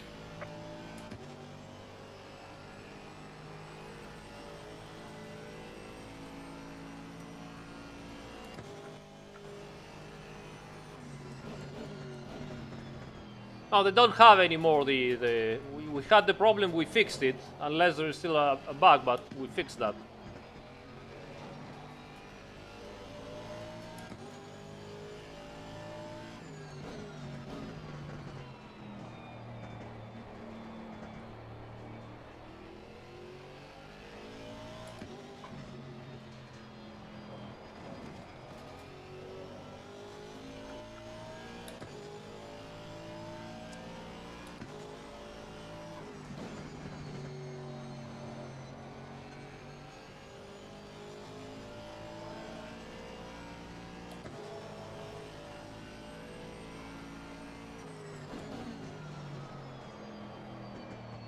A bit of oversteer here, but still tires very cold.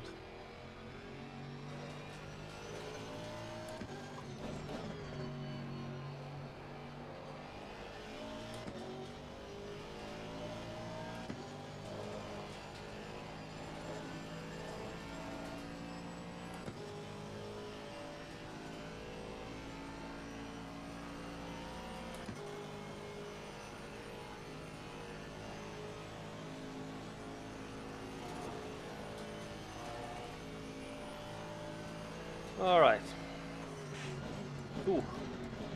Front end already touched during the braking, so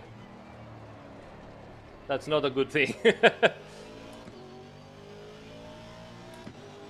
Totally, I'm already running, 6, and this is mainly a race setup, so it's not that this car, gains a lot of speed if you run even less, or at least I cannot handle it, so it's just a bit slow.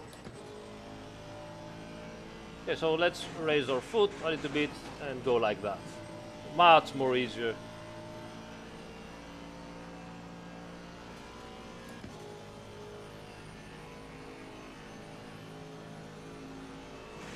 Oops. Watching too much the chat, as usual.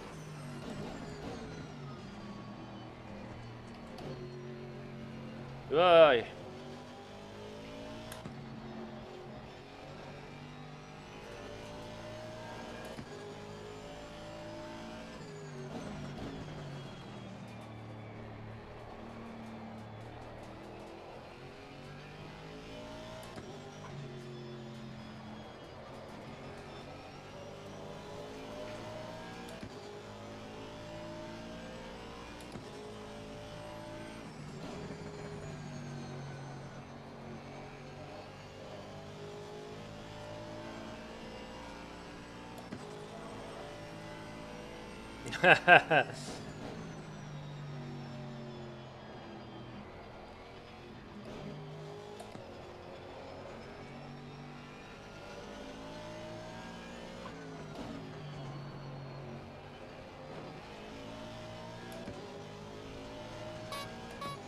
Thanks, Andrea, for the follow.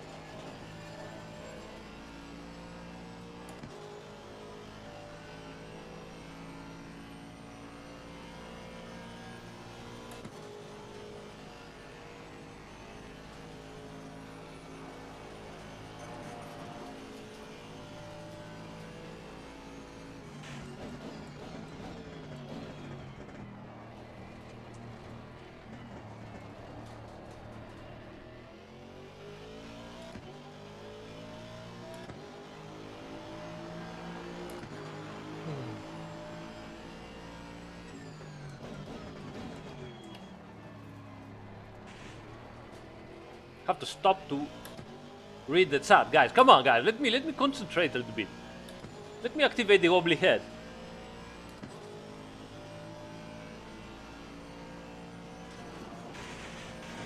Ah, fuck.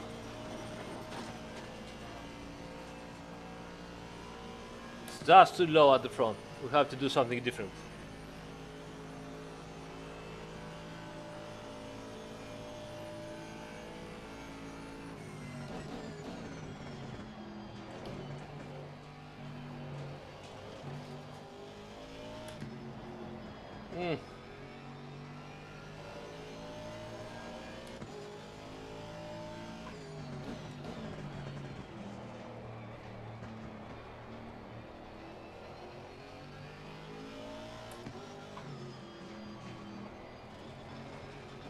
Seems to brake better at least.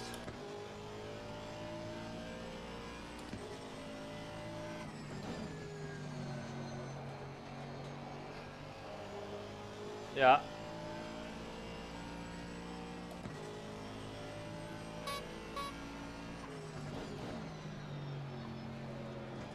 Bad line.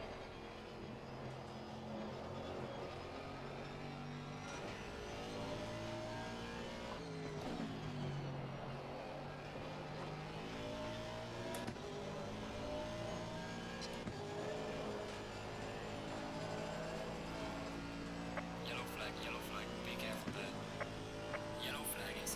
No, we don't have floor damage right now.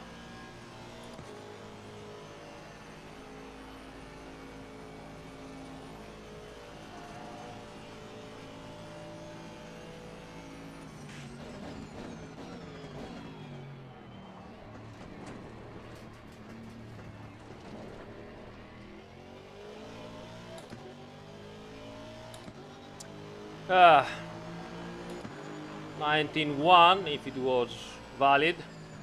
If it would have been valid.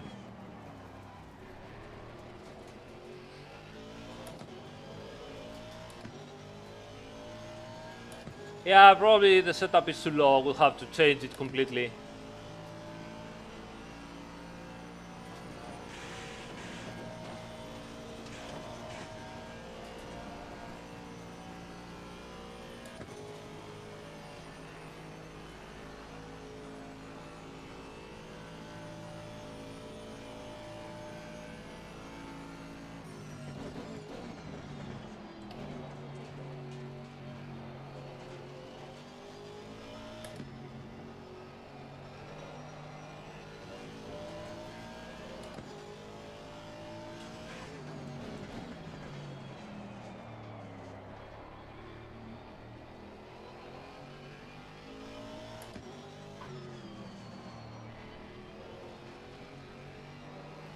Mm.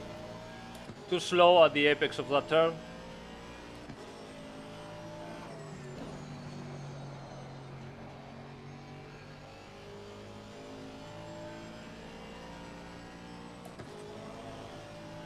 Better here.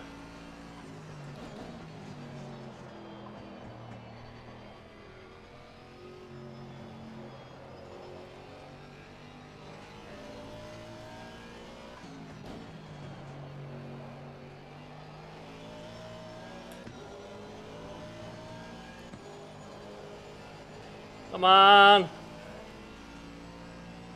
Did you notice the telegraph there?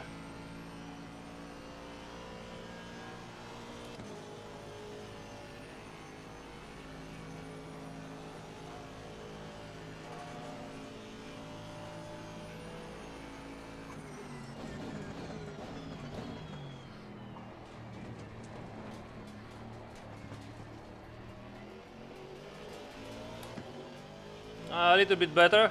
That looks a decent lap. Well done, mate. Fast start. 18.9.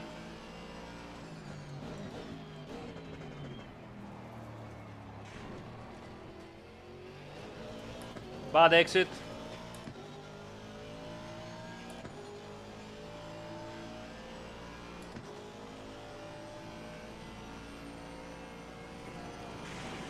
Ah, no, we have to raise the car. Doesn't cannot make it. Cannot make it like that. All right, let's raise the car.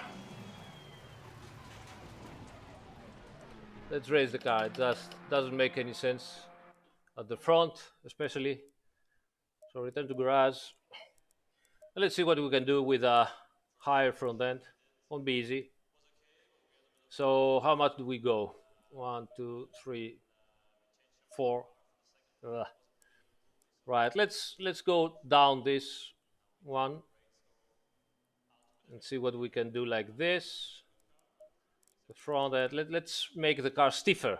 So you see, we I have a car that I like through the whole lap, all right? And I have to make a completely remake of the car just to make it work at Aarhus because otherwise it doesn't work. So that gives you an idea how this track is difficult because you have to do everything just to make the things work just at Aarhus. All right, so I don't want to use too much the bump stop because otherwise I'm gonna have issues in all the rest of the track. So I like it how it is. If I can make it work, nice. If not, then I will go back and use the bump stops. All right, so let's go higher here, like this, and a bit higher here, like this, and hope for the best. This is just everything we do right now uh, is is to make the car work a little bit at the ruse while keeping it more or less at the same balance that we have during the rest of the lap. All right, so let's see.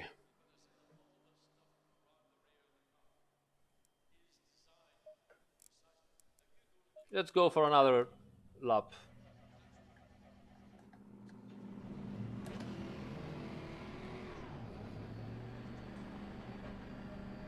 Who's that? Vicky? Hi, Vicky. No, it's not Vicky.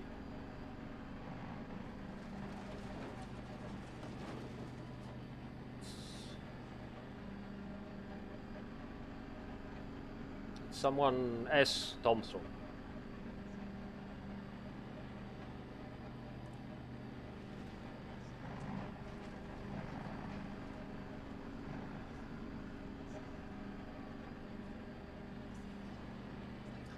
So for the people asking why the Aston, this is the car we chosen for the endurance, and we stick with it. You cannot change car at each race, so it is what it is. But it is a very very enjoyable car, and permits you to attack during the race. It's not so fast here at Spa, but there are other places where this car can really be very very fast.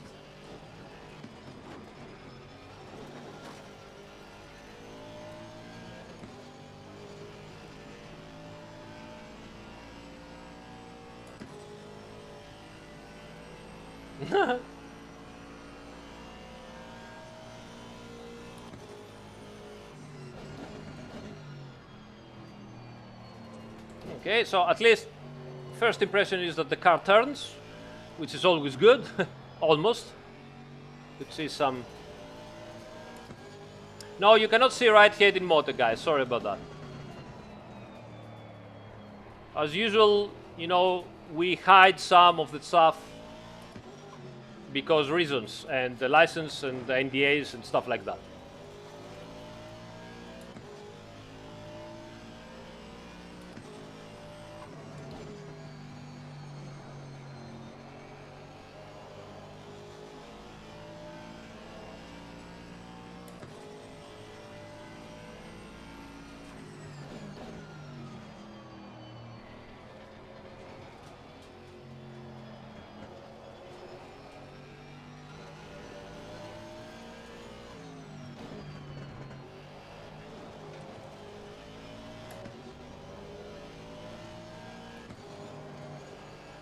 Whoops.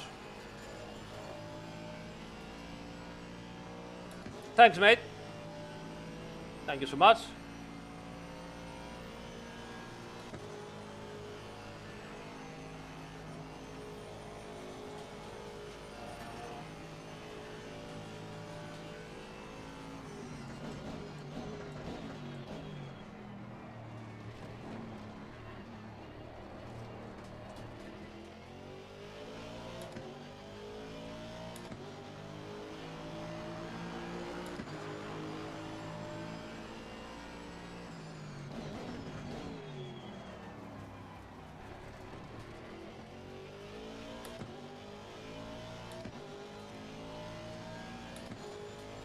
All right, pressures are still low. So let's see if I'm going to touch a lot. Oh, that was better. That was actually so much better that I ended up into the inside of the road.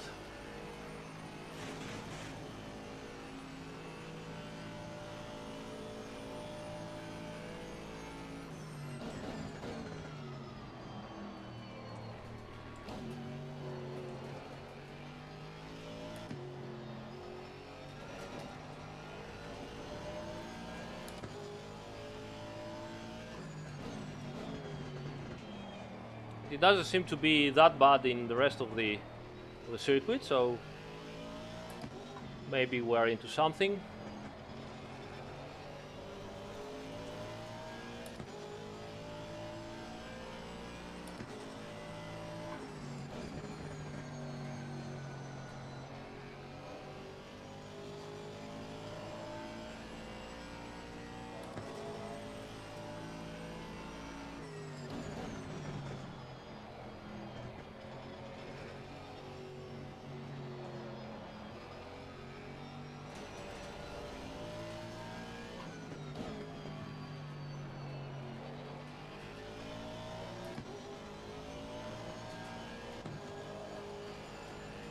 I could use a little bit of front end aerial.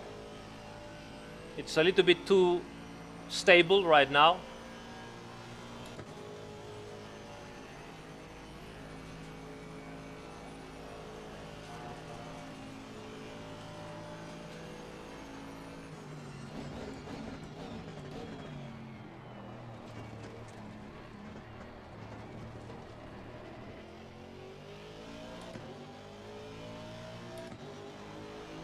It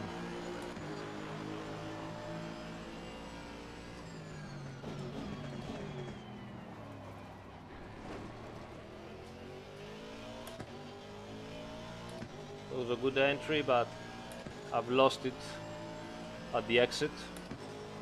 Okay, let's see again.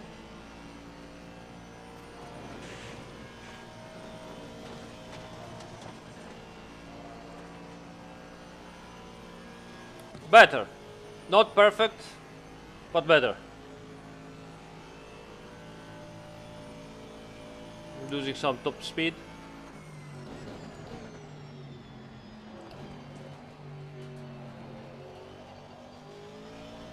Whoa! Ah! Mistake. Too much acceleration.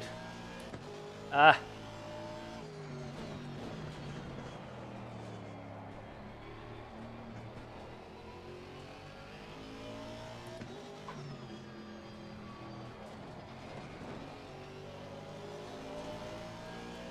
Well, I'm faster here.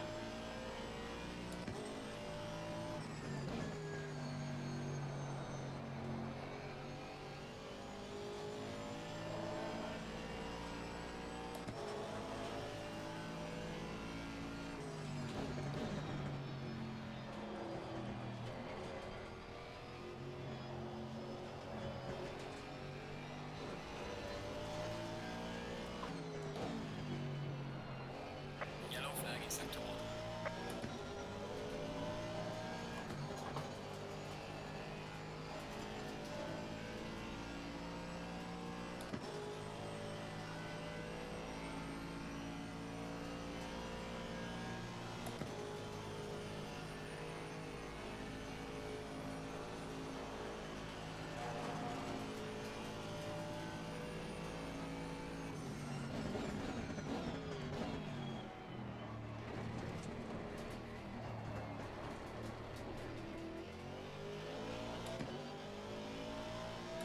Well, the lap time wasn't that bad considering the fact that we mistaken completely that turn. Ah, again.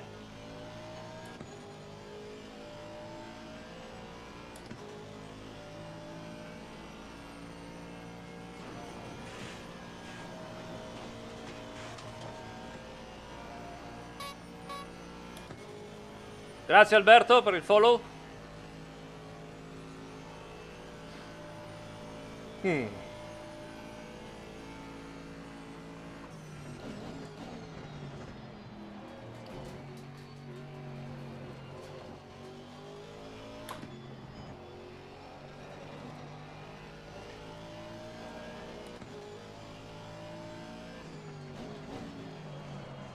Ah!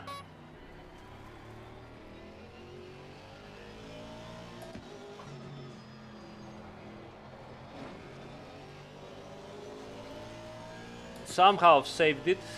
Thanks Frank for the follow.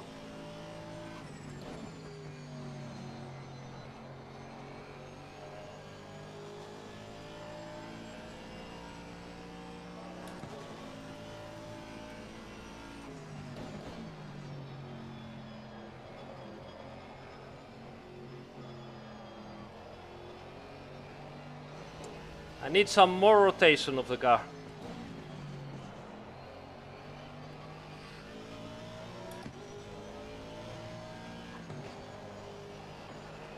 Yeah. Yellow flag ahead. Be careful. I'd like the car to have a tiny bit more rotation than what it has right now. Slow car ahead.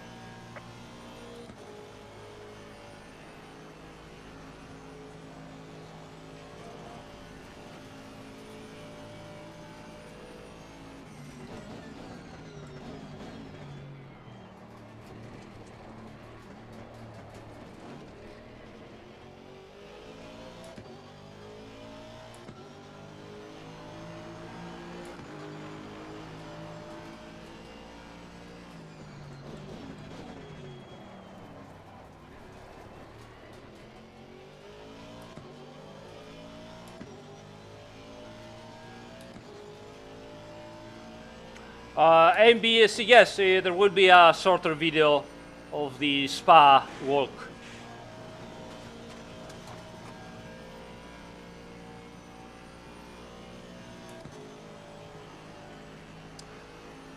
Brake balance backwards, I can try that, but I think I need the rotation at the exit.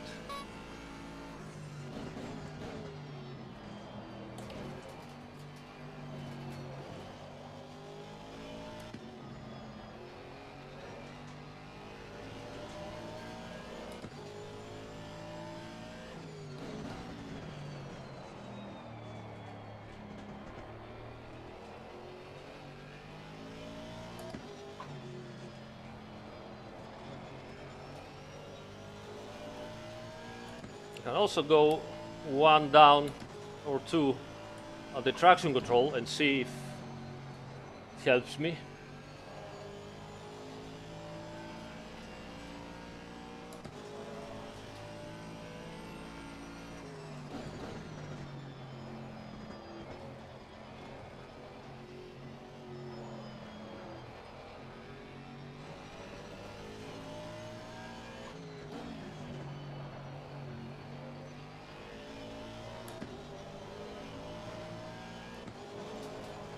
Ah, fuck it.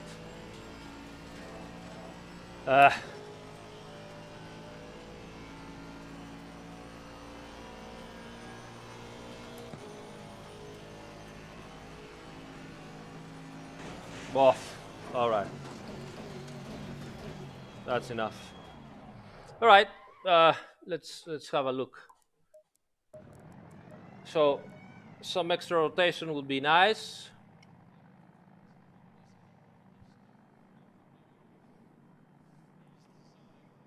I'm already rotating. Sorry, I'm already rotating way too much the car and the turn in for my liking. So let's let's try one here and see what happens. All right. If we see that we are touching the ground again way too much, then we'll see.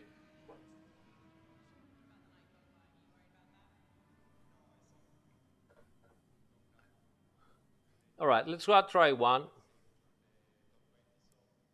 And then I would like to try something completely different. Well, we'll see.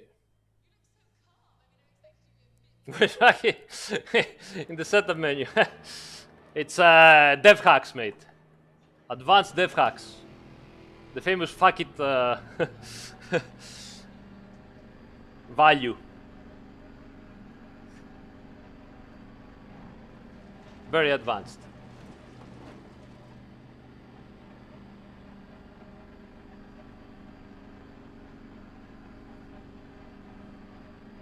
No, actually, my problem is on the.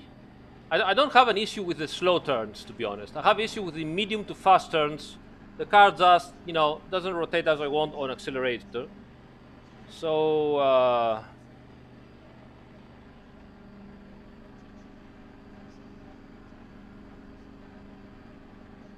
yeah, we can do that. Let's see what happens. Let's have a go here, and then we can try a full tank and low tank and see what happens again.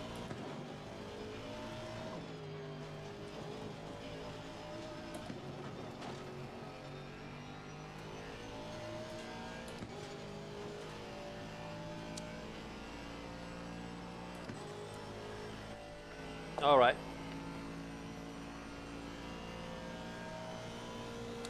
Yeah, I need some rotation out of the corner now, but at high speed, so.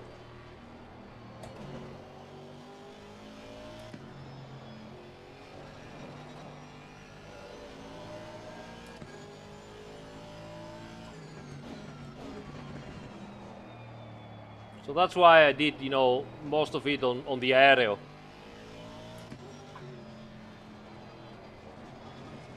Seems to be better already. Yellow flag in sector 3.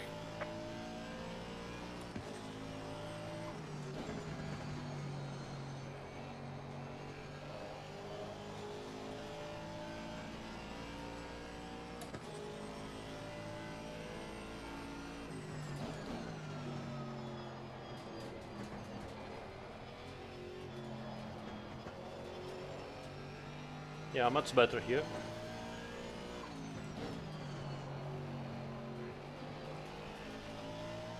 Need to work a little bit harder on the slow speeds, but much better here too.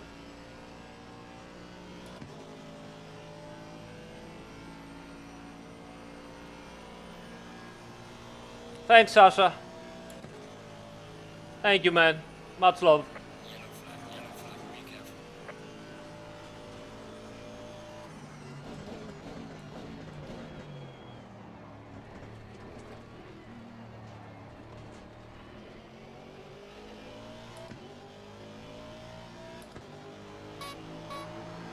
Thanks, Tiago, for the follow.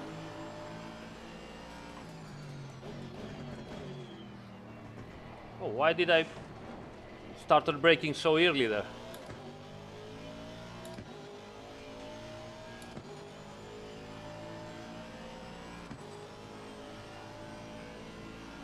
Right, let's see here. Ooh, I just lost it there.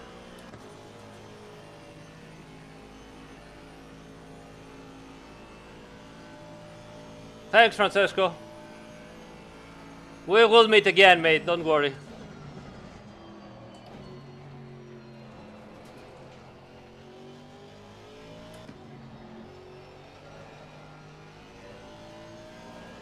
Okay, those arrows are on me now. Just not driving well enough, so that's not the car.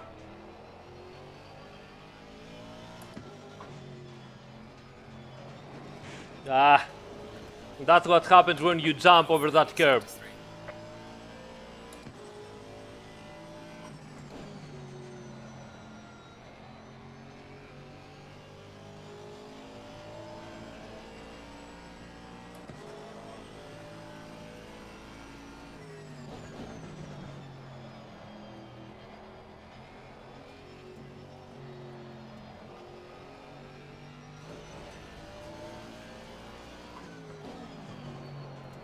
Ooh,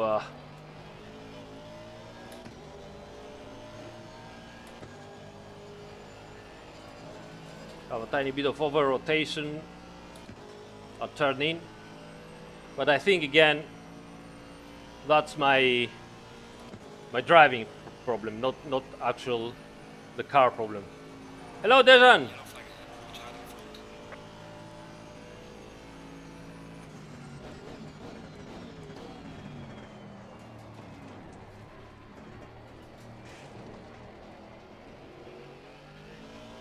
I don't like it.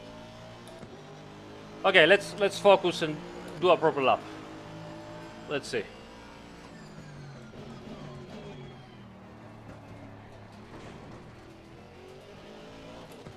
Ah, come on.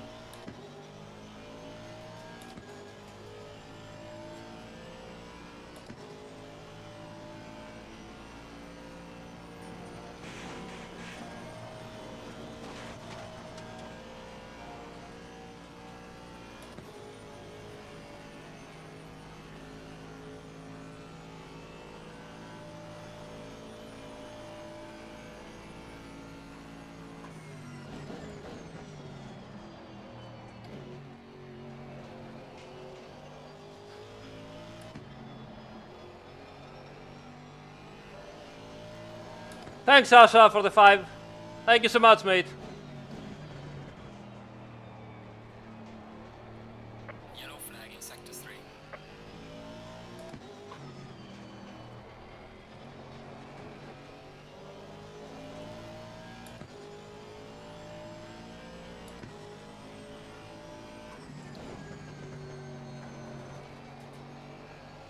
Oh.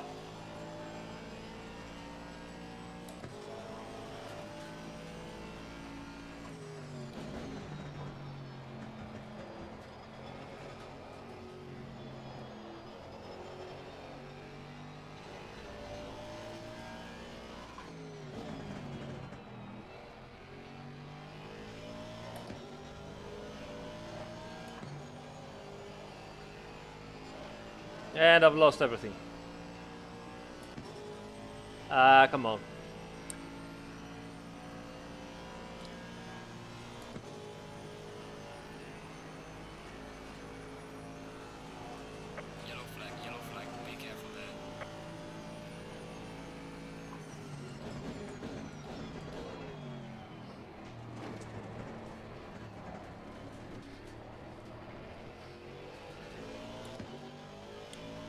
Way too aggressive on changing left to right. Flying Assetto too.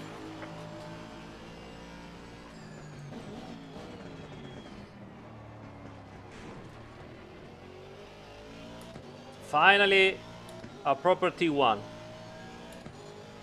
Which in theory is T2, but it is T1, but it is T... whatever.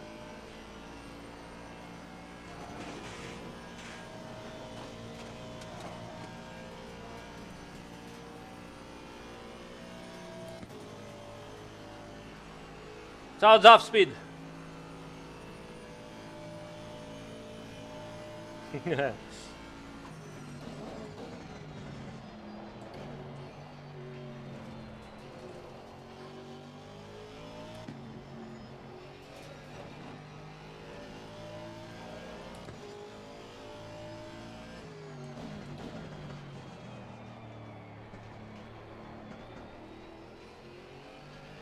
Gently.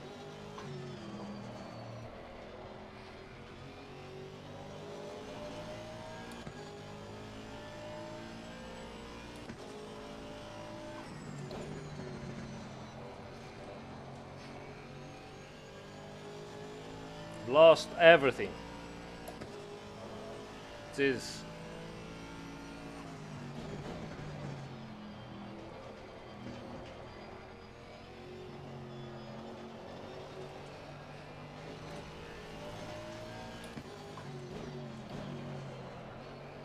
Lost my mind also. Oh, that's not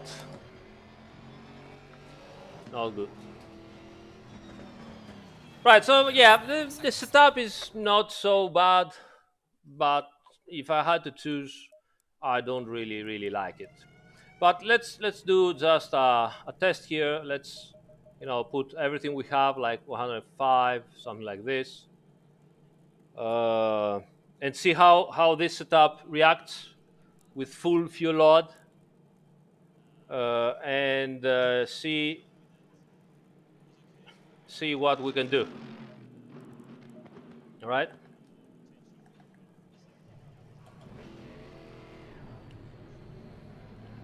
See if the setup, I just need 1 or 2 laps here to see how the setup reacts at the top of a ruse.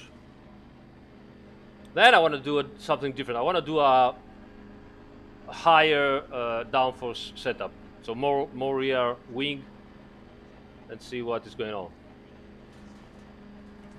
The preload is already very low. If I lower it a lot more, then I'm going to lose some traction at the exit of the turns, and I've seen that too many times that I lower the preload to something like 30 or 20, and then I just spin with the inner wheel and not moving forward, and you can see your delta going up and up. So yeah, I don't want to go much lower than 40, to be honest. Not saying it wouldn't work, you have to try it, but past experience tells me that usually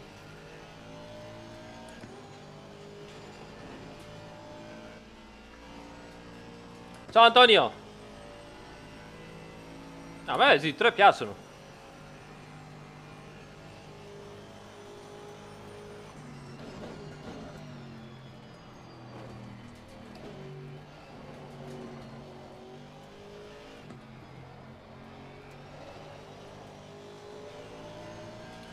The steering ratio is default 15 or 16, something like that. Whoops, first gear here. Why? Because I'm reading the chat, that's why.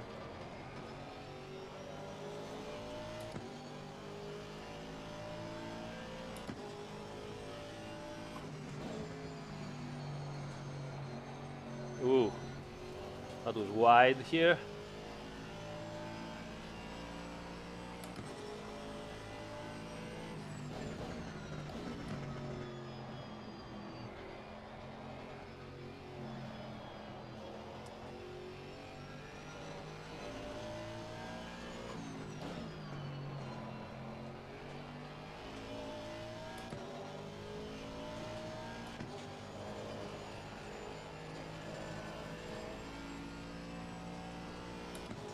All right.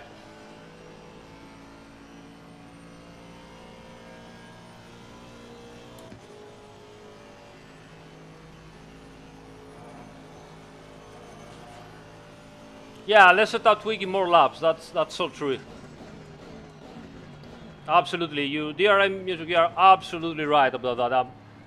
I'm driving less and I'm just tweaking like stupid. I shouldn't. I just stick to something. And Mark Ale, thanks mate for the follow.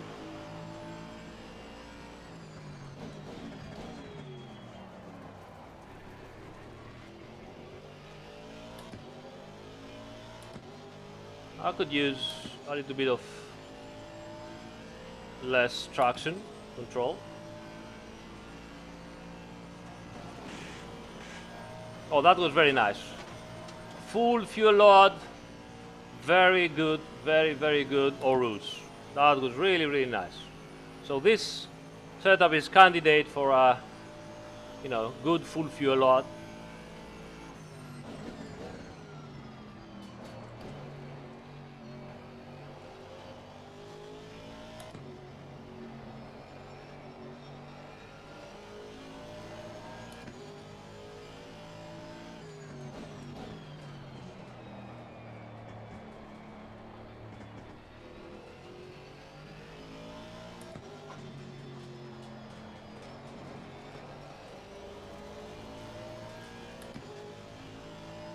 As usual, I'm faster with full fuel load than what I am with when the car is light. I'm just a sucker for old, heavy cars. That's all.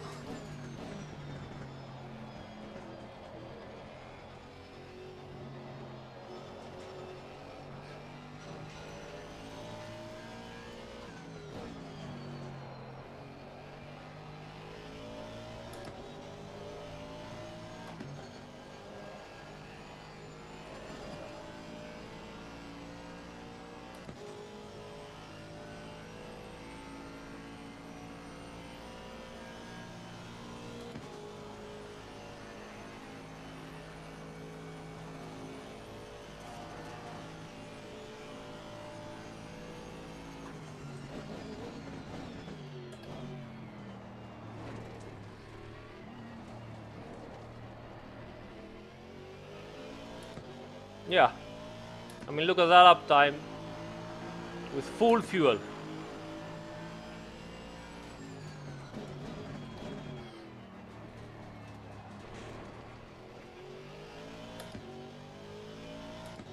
Hello, Heiko.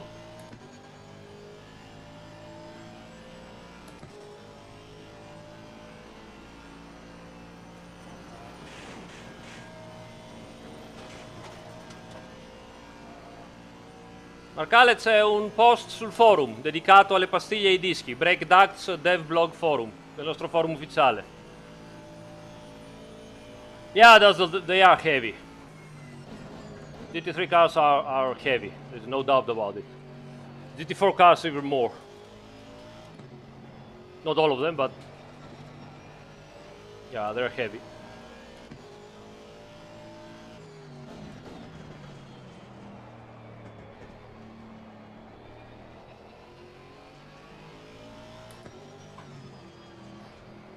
Ah, what have I done here? Ah.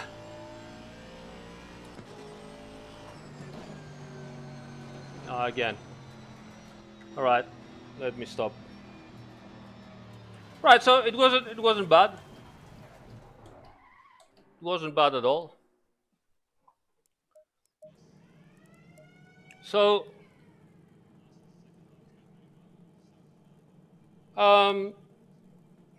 what do we do? Starting to get a little bit tired, to be honest. But you know what? Let's get the aggressive setup. Just the aggressive setup.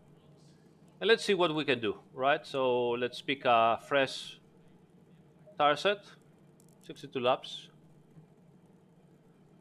Martin. Okay, aggressive setup. So let's see how much our setup is good or bad.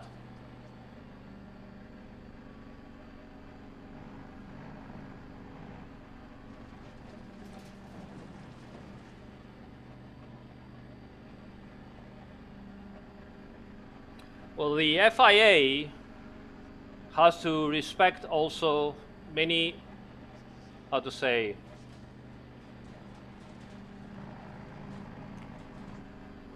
many balance. It's a balancing act. Some of the cars cannot really go much under 140, sorry, 400 kilos, as they are, all right? So they need to put ballast to all the other ones to, put them together so they can create an equal racing, sorry, racing grid. The other thing is that, you have to have the car slower than GT2, GTE.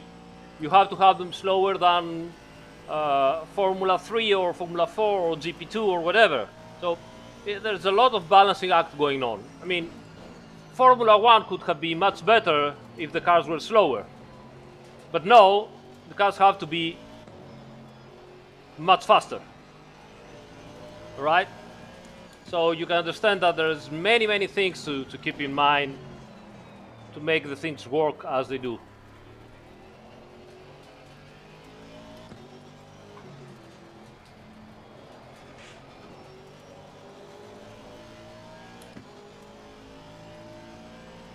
In case of an accident, there's so many things that are going on. Whoever says it can predict what will happen in an accident, it's, I don't believe him.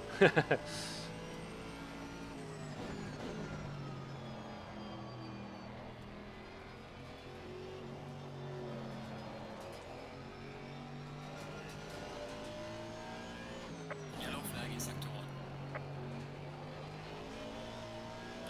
That's a very nice setup.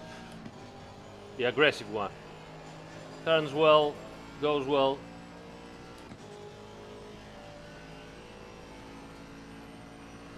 No, Kunos. So Davide Arduini asks why Kunos is a black cat, and because Kunos in Greek is should be dog. Well, it's not. It's Kane, Skilos, Kinos, non Kunos, Kinos. La Y is read like an E, not like a U in Greek.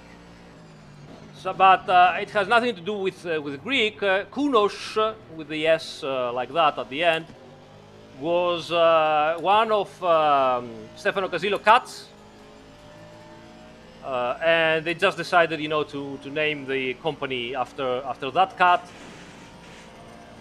And we all pretty much all like cats in the company, so yeah.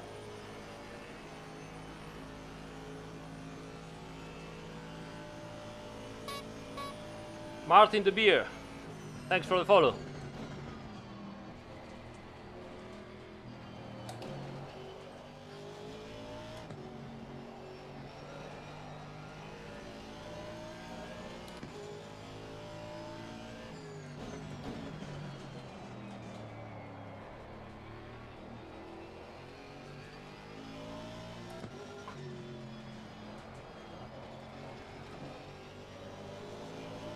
Right, so with errors right now, I'm 0.4 of a second under my best lap with the aggressive setup, which now I'm at 0. Which once more proves that setup is bullshit. You want to go fast, learn to drive. It's all in the driving.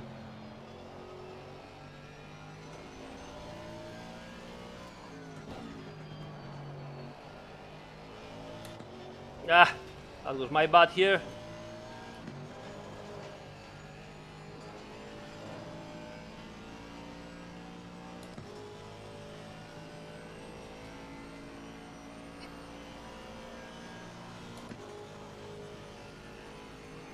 I'm watching the chat way too much, and I'm still just 1.5 tenths slower than before.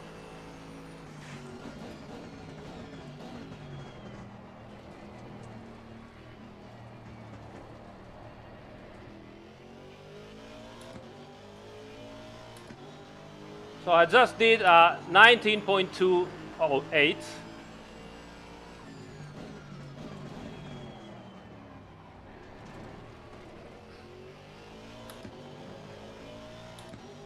let's try a good lap.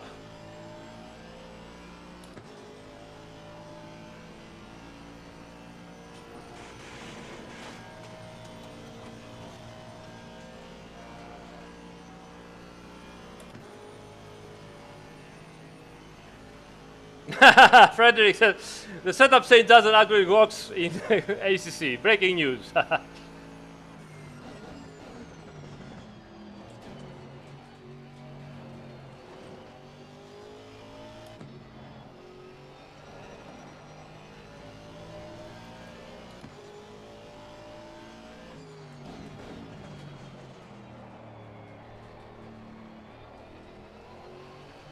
Ah,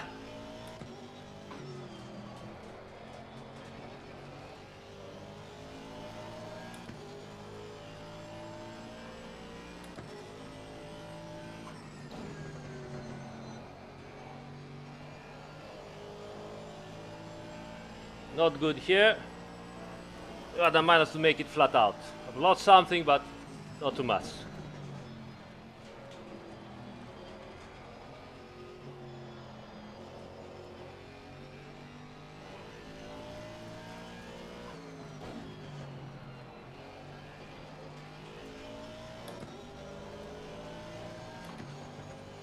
Telegraph. Okay, I've managed to make it. I've lost something, losing some extra. But I'm still faster than before.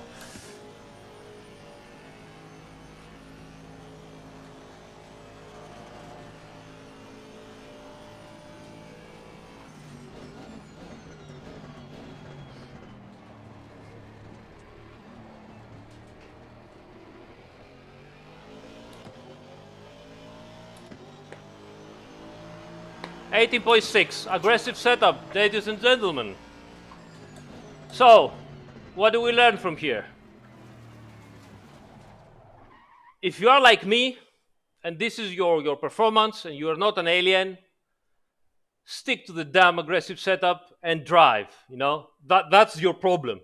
This is your problem, and your foot. That's the problem, right? So, I mean, what we understand here now. First of all, you have to know that most of the aggressive setups on the game are made based on the actual real setups of the car. So they are close, or on some occasions they are exactly that. Okay, so they are setups that they have, proven to work properly with the car. On most of the cases, it might be a car that has a bug or a bad setup somewhere. I cannot deny this. If there is one, as always, we're going to have a look and fix it and make it better. But those cars are made to be driven by many drivers. There are some pro drivers that they can do whatever they want, both in real life and in sim racing. But this is consumer, client racing. So clients are not professional drivers always. They are drivers that they are good, that they need to be confident with the car. I was confident with the car. Why? Because the aggressive setup was 8 in the rear wing, and that gives me more confidence. Yes, you saw that in the long straight, the back straight, I've lost many tenths of a second, but then in bus stop I was able to attack much harder because I was feeling much more confident with the setup, and I managed to do a better lap time. I'm pretty sure that if I go back to my original setup, I might do the same lap time again, but you know this is it. I mean, look at that. Oops. I didn't record my lap times. Anyway, so look at that. I mean, 118.6. This is a good lap time for our level, and for the Aston. For the Aston. So that's it. That's it. I'm not telling you do not play with the setup, do not drive different setup, do not ask for different setup. I'm telling you, do all that because it's fun, because it's great, because you understand how the sim and the car works and real life works. All of that this is why I'm doing what I'm doing, because I love that stuff. Tinkering with stuff is great. But do not going after a setup thinking it will solve your problems. The only way to solve your problems is practice. Practice, practice, practice. It's on you. You are the only guy that you can solve your own problems in terms of speed. Be, you know, train well. What's what you need to do to get better? Understand the car, do all that stuff. This is what is going to make you a better driver. And most importantly, you saw me driving in races, right? For right now, most of you guys in my channel, you saw me already. You watched me driving races, and you watched me having my fair share of bad luck, starting one lap down, being punted twice, thrice in a circuit. Shit happens. Don't care about it. This is all is for free. We're not getting paid. It's not a real life job. Okay, it is mine, but uh, so you ended up last again because someone threw you out. Who cares? Concentrate. Try to make the best out of it. Live the moment. Live the journey, not the destination. All right. So this is all from me today. Let me see the chat. Let me check if there is something extra.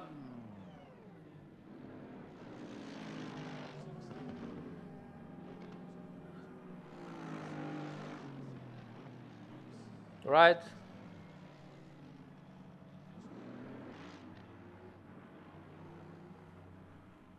Any plans to make towing repair times more realistic? Not for now. Frederick, that's very nice. If you can, take a more precise approach to it, that is very good.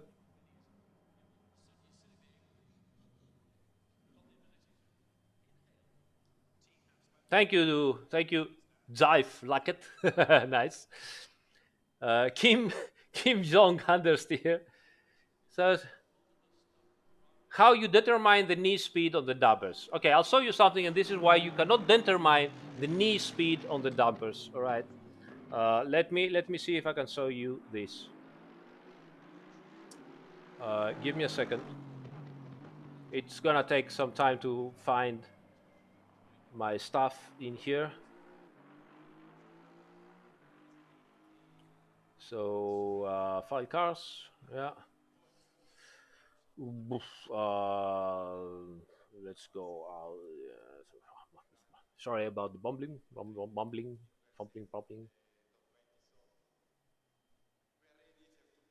Let's see if I can find. All right, let's get this. All right.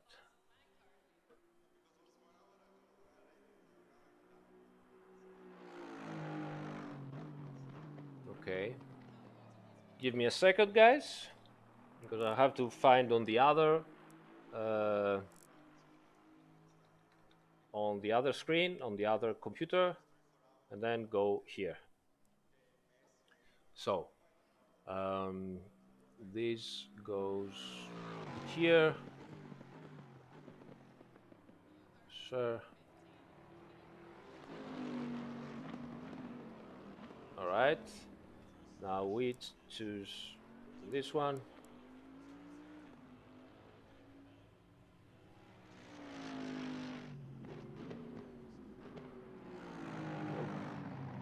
What's the name of the game? Screenshot. All right, that's it. That's it. So let's go back into here and change into display one. Right. So you should be able to see this, not this, but next one. Right. Okay. All right. So who asked about? Okay, Kim Young Understeer said, "Can you show us how you determine the knee speed of the damper?" Now, the knee speed, for the people that they don't know, is where the damper is changing direction, and you can see this here like that. It's changing actually how much stiff it is. All right. So usually you can have a knee like here. You see that it changes, or like here. So it's going up very, very high. Normally it would have ended here, but as you can see, it changes direction and it goes softer.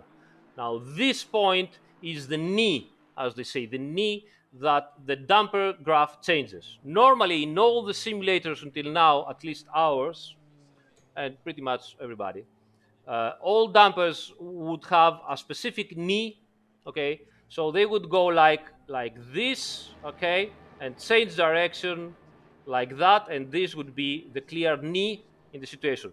That part, that stiffness here, would have been the slow damper, and after a certain speed of movement of traveling, they will change and become softer, okay, to absorb, and this is the fast damping, to absorb better the curbs and the bumps and all that stuff. Now, that was what was happening. But in reality, that's not the case. In reality, as you can see, the dampers, depending on the click that you do, they change the knee from here. Sorry, they change the knee from here. They go here. Then they go here. And you can see they get faster and faster, faster and faster, faster and faster. Right? So this is the speed. This is the stiffness. This is the speed. This is the stiffness, all right?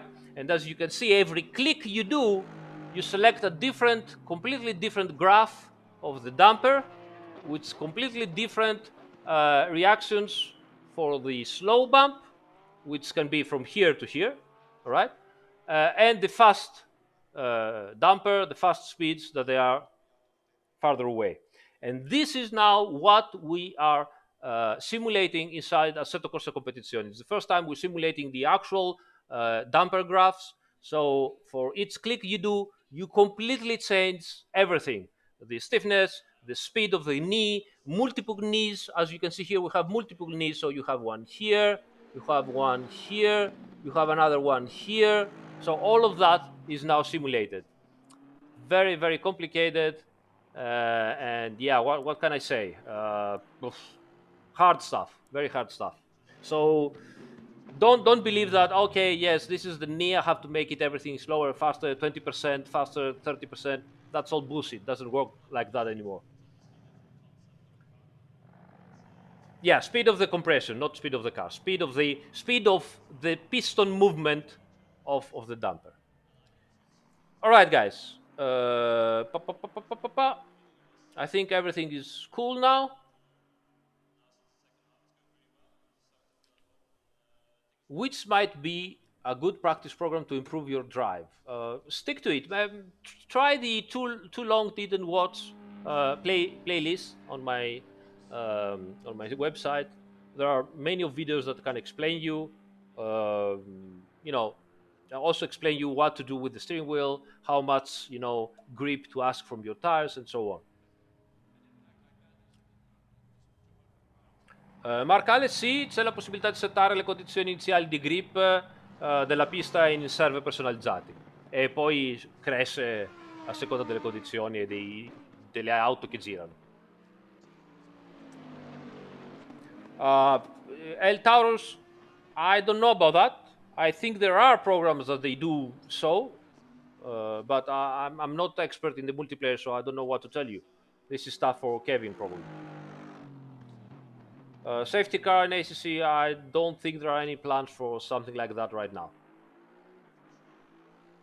Again, remember, we have to pay the license for the safety car if we want to use it. So yeah, well, we ended up even third, which is not that bad considering that we always, lapped with full or mid fuel level. Not bad. Pop, pop, pop, pop, pop.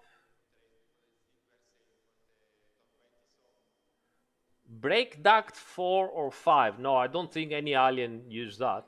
They usually use very low, like 1 or 2. But I also saw many of them having issues in races where they finished their brakes because they had too low brake duct. So I mean, again, we are not up to the level of aliens, right? We are 1, 2 seconds slower than them. We don't need to do such tricks. It's not like we're gonna play with brake ducts and we're gonna gain 1 second. We're gonna gain maybe 1/10 of a second. Not even that. You're not even going to gain 1/10 of a second. So either let it as it is or put it to the standard 3 at the front and 2 at the rear if the temperature is low. That's it. That's all you need. I think it's already possible to set standing water and sunny in an MP multiplayer server. So okay, guys, I think that's enough for today. I hope you like the stream. We managed to make another 2 hours and a half, something like that. So yeah, I'm dead. We're gonna do some extra practicing. I don't know if I'm going to stream it. Let me know in the comments if you would like to see extra streaming of the practice sessions on this circuit. And if you like it, tune at Friday night. We are going to have the actual race. Obviously, you're gonna see me, posting about it. And let me also give you a very nice um, video if you wanna watch a race today.